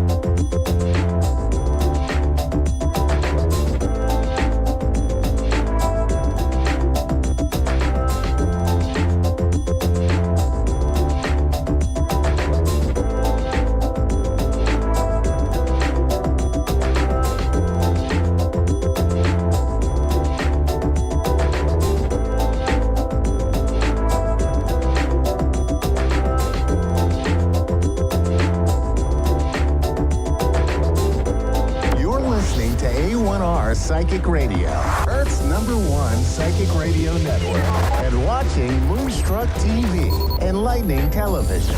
Welcome. Time for Amanda Hall Psychic with Amanda Hall. Live from AmandaHallPsychic.com.au. Connect direct. In North America, dial 888-454-2751. In London, 20-3519-2158. In Sydney, dial 02-8488-3147. Or online, contact us through our Facebook page. Facebook.com/Psychic Radio. Or one of our websites, AskOneRadio.com or Moonstruck.tv. This is Amanda Hall Psych on A1R, the Ask One Radio Network. Welcome to A1R Psychic Radio here on Moonstruck TV. We're all the way from the Gold Coast here in Australia. I'm sure as many people have been glued to their television sets around the world watching the Olympics, and it has been an amazing games with so many triumphs, and I'm sure a lot of disappointments too. But look, every athlete from every country around the world has given their all, and that's all we can ask for. I think, is to be sort of proud of our athletes in whatever sport that they might be participating in, and the fellowship that goes around the world with people making new friends and being on the world stage. And it's a very exciting time for lots of people around the world. So this week, the Simply Tarot card of the week is the card of the Knight of Swords. Now, in all my years of teaching, a lot of people get very, very confused once we start to work with the sort of court cards, the kings, the queens, the knights, the pages. Look, there's so many different versions of whether a knight is supposed to be a girl or whether it's supposed to be a boy. Now, in my opinion, and it's only my opinion, a knight is a man, is a young man up to the age of 25. I haven't seen too many. I'm not saying that this has been not too many women riding on horses, riding through the sunset these days with a sword high in the air. I'm sure we've got plenty of those today. But in the days when these cards were designed, it was the men that went to battle. It wasn't the women. So that's why I determined this as a young man up to 25. Now, I want to be very clear. If you're a mum or you're a dad, your children will always come out as a page or a knight. It doesn't matter if they're 52 and not out. They'll still come out as children in your eyes as a knight or a page. So therefore, that's something to be determined if you're reading your own tarot cards. So the Knight of Swords is a young man up to 25, but it's a speedy situation or a finish. Now, we see that here clearly by him sort of riding his horse. He's got his sword up in the air. He's charging forward. So he's heading towards the finish line. He's sort of going towards something in a very, very speedy situation. It's a really positive card to me because people that may have been waiting for something to come to a conclusion or been working hard on a project, and this is sort of saying we're nearing the end, we're nearing completion. It's time now that you can actually sort of get excited about things are going to start moving forward, that you've come to the conclusion, and it's usually something major. It's not something simple like we managed to get to the supermarket today, but I suppose for some people that's a major thing too. So it's looking at something that's been fairly major in your life.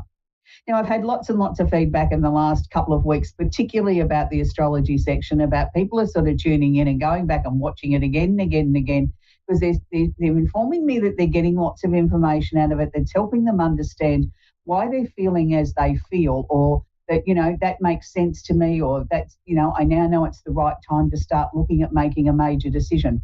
What I aim to do in this segment of the show is not break down the 12 signs and give everybody a little mini reading for the week.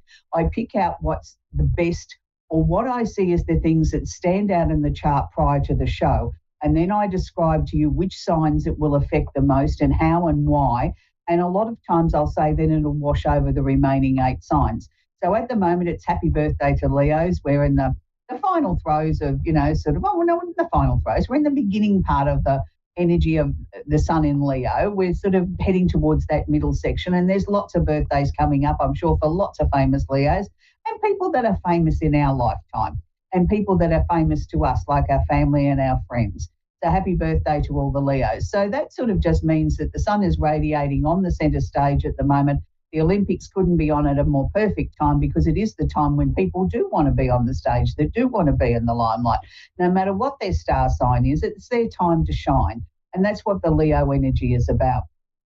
It's also about being very proud of what you do and being comfortable in your own skin of, who you are and where you're going and what you're hoping to achieve in this lifetime. And sometimes that can be something as simple as, completing something that's been on your desk for a long time. So we all have different levels that we want to shine in. Now, at the moment, we have Venus, the planet of love and affection, is conjunct or holding hands Mercury, the planet of communication. Now, they're both sitting in Virgo. So Mercury actually rules Virgo. So Mercury feels very, very comfortable here. He likes attention to detail. He likes to get things right. He likes to be articulate when he's in a conversation with somebody, or writing an email or sending a text message, or whatever the case may be.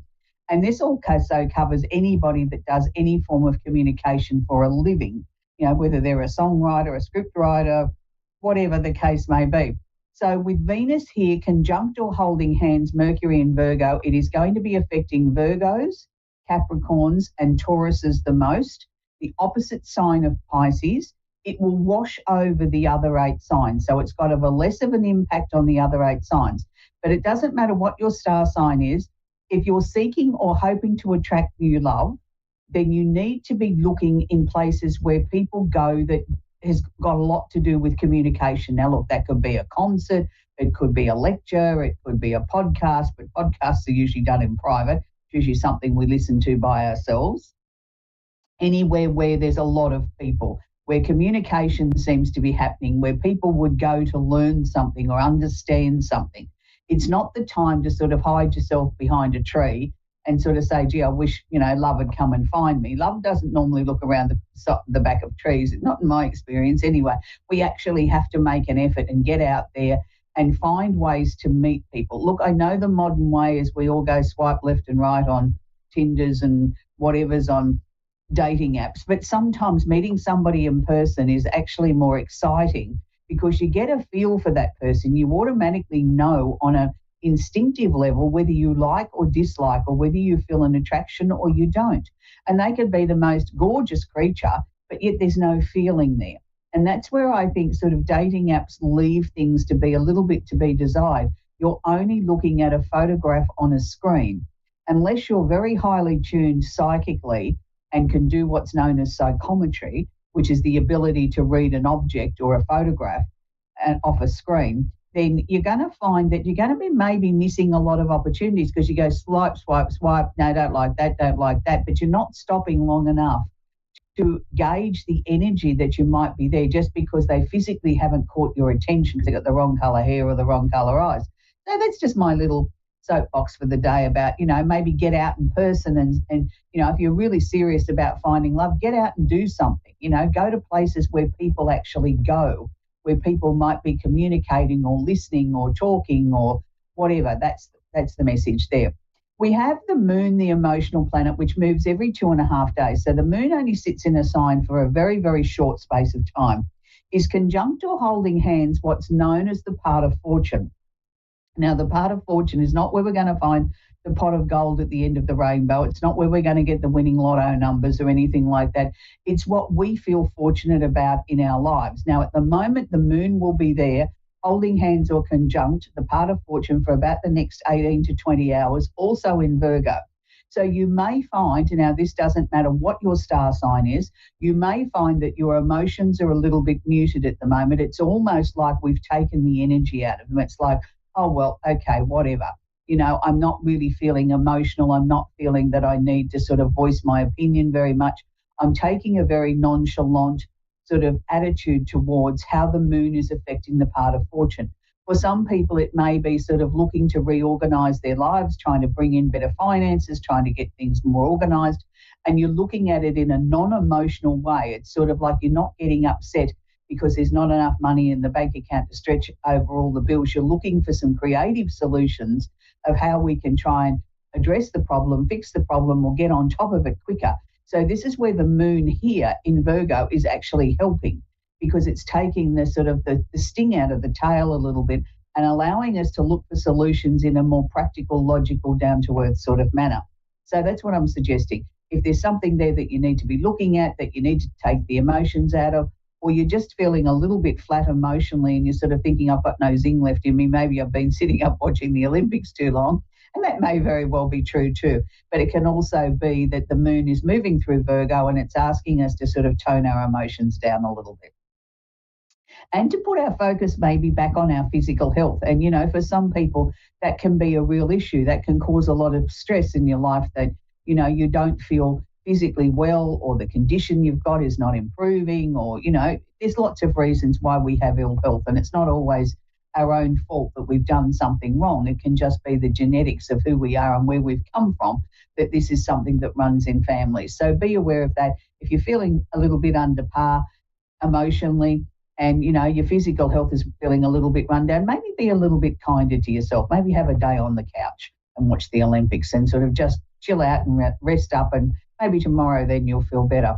We have Mars, the planet of action, is also conjunct or holding hands Jupiter in Gemini. Now, this is really, really interesting. We've got a lot of them holding hands today as if they're, going around the mulberry bush. But Mars is the planet of action. Now, Mars is the planet that makes us get out of bed, that says, come on, it's time to get up, it's time to do something, it's time for action. So when we have Mars here conjunct Jupiter, Jupiter's the planet of opportunity, expansion, luck, and including expanding waistlines, I might say, because sometimes with Jupiter, we don't know what the boundaries are. We don't know when to stop. We don't just sort of say, okay, one slice of cake is enough. No, I'll have 2 or 3 because it was so nice. So that's just one way where Jupiter can over-exaggerate things a little bit. Now, with Jupiter sitting here in Gemini, so we've got lots of activity at the moment. So Mars is asking us to get up off the couch. Jupiter's suggesting here there's lots of opportunities for expansion, opportunities, new ideas. And with it being in Gemini, it's asking you to be sort of flexible here. Allow those ideas to come and go like a slideshow or the swipe of your phone, bang, bang, bang, bang, bang. And out of that, you might just find that there's some new opportunities or some new ideas that we can jot down and start to sort of expand on. Now, this will also be affecting the other air signs, which is Libra and Aquarius, and the opposite sign of Sagittarius. So it's a time where there will be a lot of things coming in and out of your mind, if you're particularly those 4 signs that I mentioned. The others, it will be a little bit less dramatic. It may be the odd thing that'll come in and out of your mind and you sort of think, oh, yeah, okay, I remember I was going to get around to that.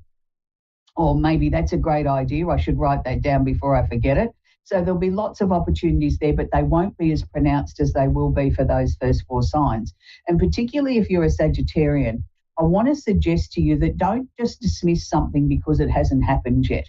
You know, you might have, applied for a new job, or you might have, applied for a loan or whatever and haven't heard anything back yet.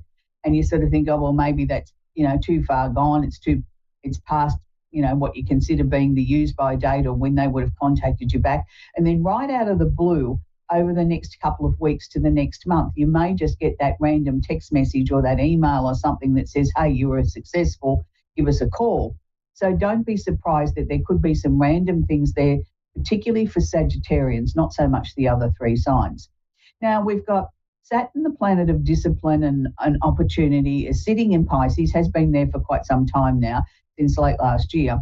It will still be there until it's going actually retrograde or backwards at the moment. Now, what that means is the energy is a little bit more subdued. Now, it will be this way until November.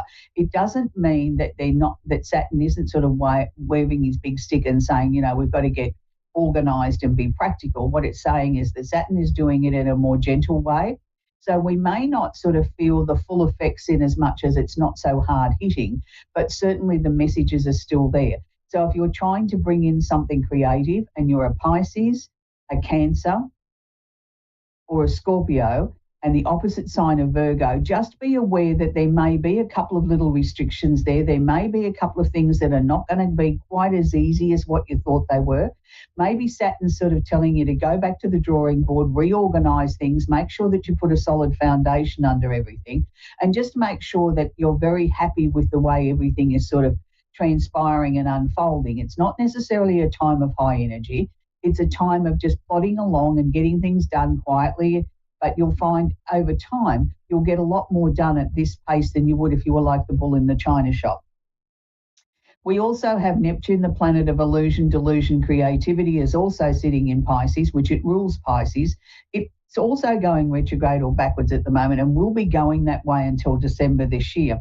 So what this means is it doesn't mean that you're not necessarily creative. It just means that you might have to work that little bit harder to get people to listen to you, to take notice of, the creative, innovative ideas that you're coming up with. That, not everybody's as receptive to it. It's like they've got their ears turned off and we need to get them to turn back on. So maybe you need a different approach. Maybe you need to find a different way of getting your message out there.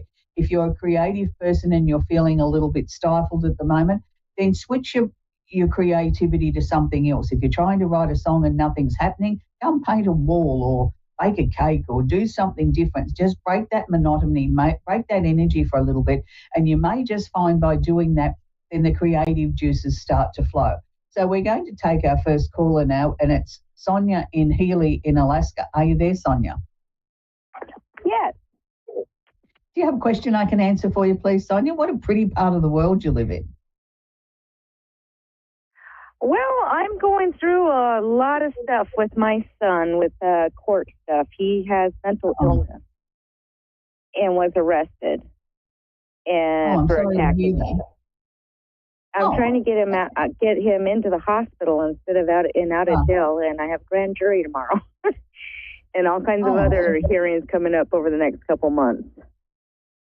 I'm sorry to hear that. So with your son, obviously, you'd be very heartbroken at his behaviour and the way that he's treated you. But is this more an emotional illness than it is a physical thing? It's schizoaffective disorder. Right. So it is an emotional disorder then, which is causing him to misbehave like this, that you have little or no control over. It's mental health. He's in psychosis when he's like that. Yes. Yeah, I tend to use the word emotional illness rather than mental health, because some people get a bit thingy about that. They get a bit upset about it. So I just sort of feel it's a softer way of approaching it. Really, really interesting, because normally I don't discuss legal situations because each state, each country has different legalities on what we can and can't discuss on a live show like this. But what I can do is look at it from an energetic level, from your son's point of view and from your point of view. And I do actually feel that there is going to be some help. I do feel that somebody's going to be listening to you finally for all the pounding that you've done of the pavement and trying to get, somebody to take notice of you and listen to what's actually happening. The doors are starting to come open, and that's a good thing. I wouldn't necessarily like to see your son tied up in an institution, in a jail, because I don't feel that that's the right situation for him and his condition. I know he's done the wrong thing. I know he's broken the law. I know he's hurt you, all those sort of things. But to me, he needs help. He doesn't need to be locked up like a caged animal. He needs treatment. And that's what I think is going to be. Yeah, he was in the hospital 5 days before, and they can't hold him longer than 72 hours. They released him still in psychosis. Right. Yeah, but I think what's going to be the upshot out of all this legal stuff is I think a judge will order something like that. Do you know what I mean? He will order that there should be further treatment, not to be incarcerated into a jail cell as such, but into some sort of medical facility where they can get him the help that he needs. This, to me, is not something that's going to be an easy fix. This is going to be a long-term process. It's not something they can do in a couple of days or 5 days or even 5 months probably. This is something that's going to need to have a lot of experts look at this, because I just don't feel, from what I'm picking up from your son energetically, it's like I can't put him in a box. All his symptoms, the things that trigger things aren't necessarily stereotyped. There's different things that trigger different parts of his psychosis that I don't even think the experts even understand yet. And, it's making it difficult then, I suppose, for them to even, I can't believe how they can only hold them for such a short space in time. What's that going to do? It's like dropping a drop of water into an empty bucket and say, have a drink, isn't it? I mean, it's silly. So, look, I feel for you over the next few months, but what I'm going to say to you is, even if it looks bleak, just know on an emotional level that they are going to get your son the right treatment. There's going to be right answers. People are finally starting to listen to you, people in authority, that you weren't just, bunging it on or, exaggerating what was happening. If anything, you've underplayed it. And finally now somebody's listening to what you're trying to say, and the help will come for your son. Sweetheart, I wish I could say that, in 12 months he's going to be perfect and everything's going to be amazing, but you'd know I'd be not telling the truth if I said that. But I can certainly I had him good for a year. So he was doing good for a year, and then it just relapsed when he went off to the university a few weeks later, and I think I know why. He just realized his art wasn't what they wanted. It was his psychosis art, and real normal people don't like that type of stuff. And I think that's why he, just lost it and he relapsed. Yep. But I'm trying to change the laws, because if the hospital policies or laws, I'm going everywhere, reaching out everywhere, trying to change the laws. I'm even trying to talk to Donald Trump. I'm going everywhere trying to change the laws and the hospital policies. Well, that's wonderful, because it takes people like you that are going through these situations that do bring about change. But what I was trying to say was, I feel that this new treatment program that they're going to put your son on will be an in and out outpatient situation. It may be in for a period of time and then an outpatient, but it's sort of like it's a combination of both. And I think it's going to take them 12 months to get him where they believe that he's more settled and more in control of his emotions than he's ever been. And this is a good thing. So just hang on to that. I just know everything's going to be fine. That's where we have to leave it. We're going to talk now with Elaine in Orangeville in Ontario in Canada. Are you there, Elaine? I am. How are you? I'm very well, thank you, sweetie. Do you have a question I can answer for you? I'm just curious how my husband is doing on the other side. He made it safely. Okay. Yes, darling, of course he made it safely. Look, I haven't had anybody come back from the other side of the lane that's ever told me that they didn't make it or they aren't comfortable there. I suppose what we sort of are searching for here left behind is we want some sort of sign. And the thing is that it takes a long time when they get to the other side before they sort of are accepting that they've gone. Even if they knew that their time was coming to an end, we've got to look at that they lose all of us. We've lost one person. So it takes a period of adjustment for them. He's not really coming through with a direct message, but what I can tell you is that there's a comforting sort of, it's like somebody putting a warm blanket around me as if to say everything's going to be okay. That's the only message that he's giving me at this point. Now, don't be disappointed with that. Sometimes they're a little bit shy to sort of broadcast their message of undying love to you for the rest of the world to hear as well. But I know he will start to come to you in your dreams. He's sharing that with me. And it may not be next week. It may still be a little bit of time away. But the only other thing that he shared with me that he knew his time was coming. Did he know that before he passed? Maybe unconsciously he knew that. Right. Okay. Because that's what he was sharing with me, that he knew his time was coming.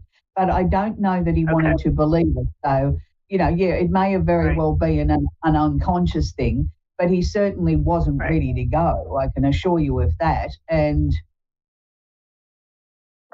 keep showing me a chair.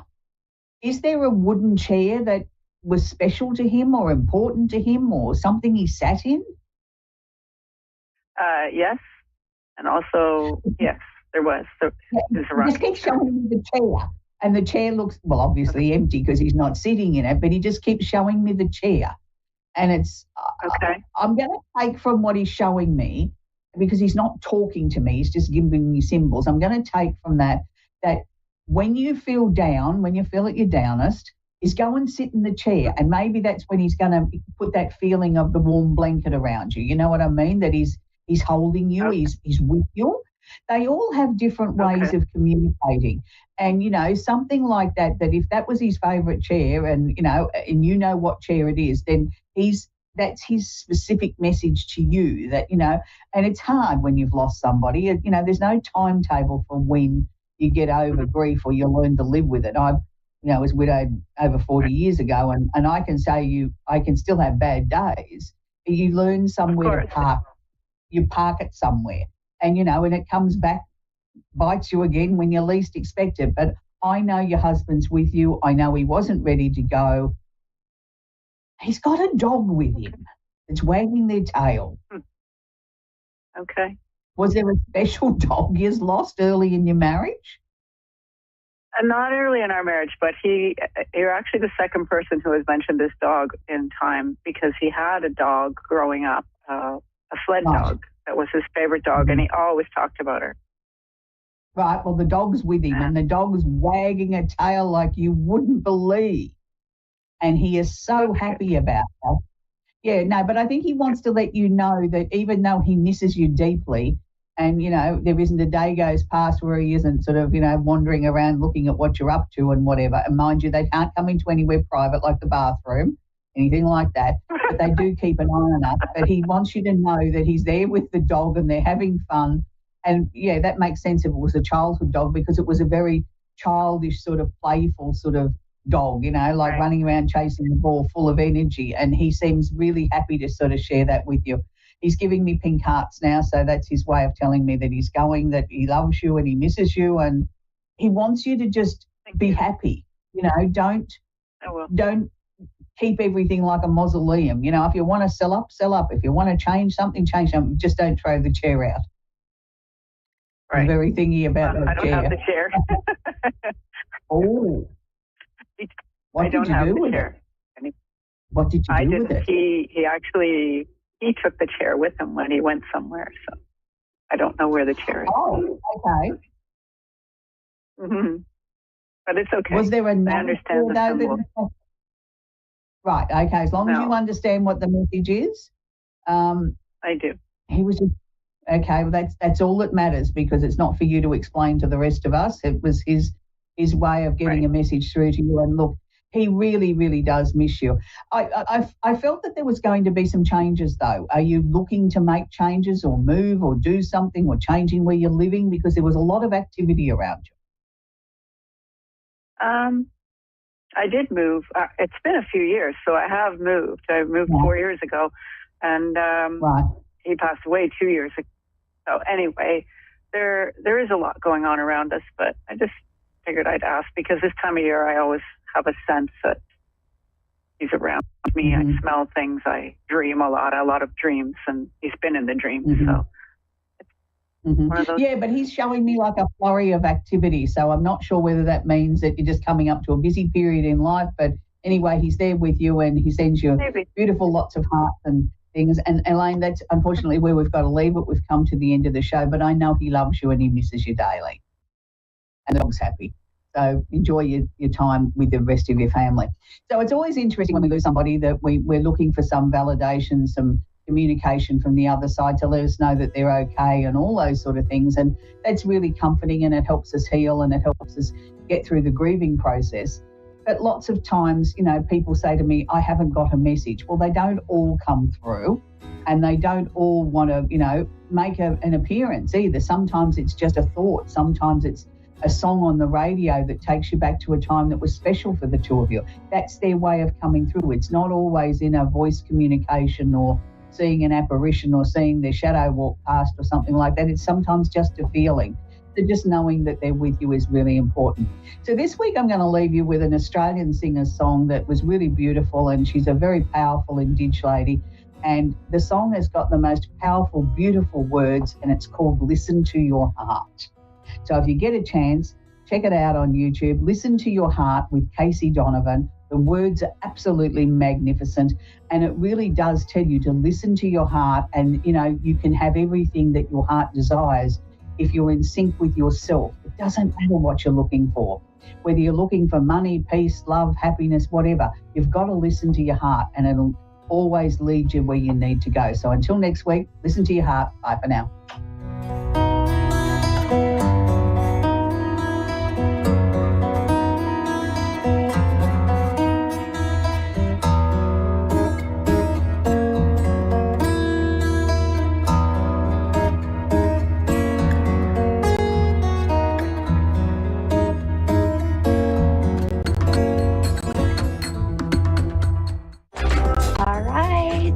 Hello, friends. Welcome back. I guess I should say I am happy to be back. Welcome to my show. This is your mini medium on the A1R Psychic Radio and the always beautiful Moonstruck TV. I am, if you're seeing or watching the on YouTube or on Facebook, if you can see, I just am so much feeling better and recharged and renewed and refreshed after my vacation, and got some time to get away and swim with a beautiful dolphin in Cabo in Mexico. So I'm definitely just feel so blessed to have had that opportunity, and it has been something that has been on my bucket list for a very long time.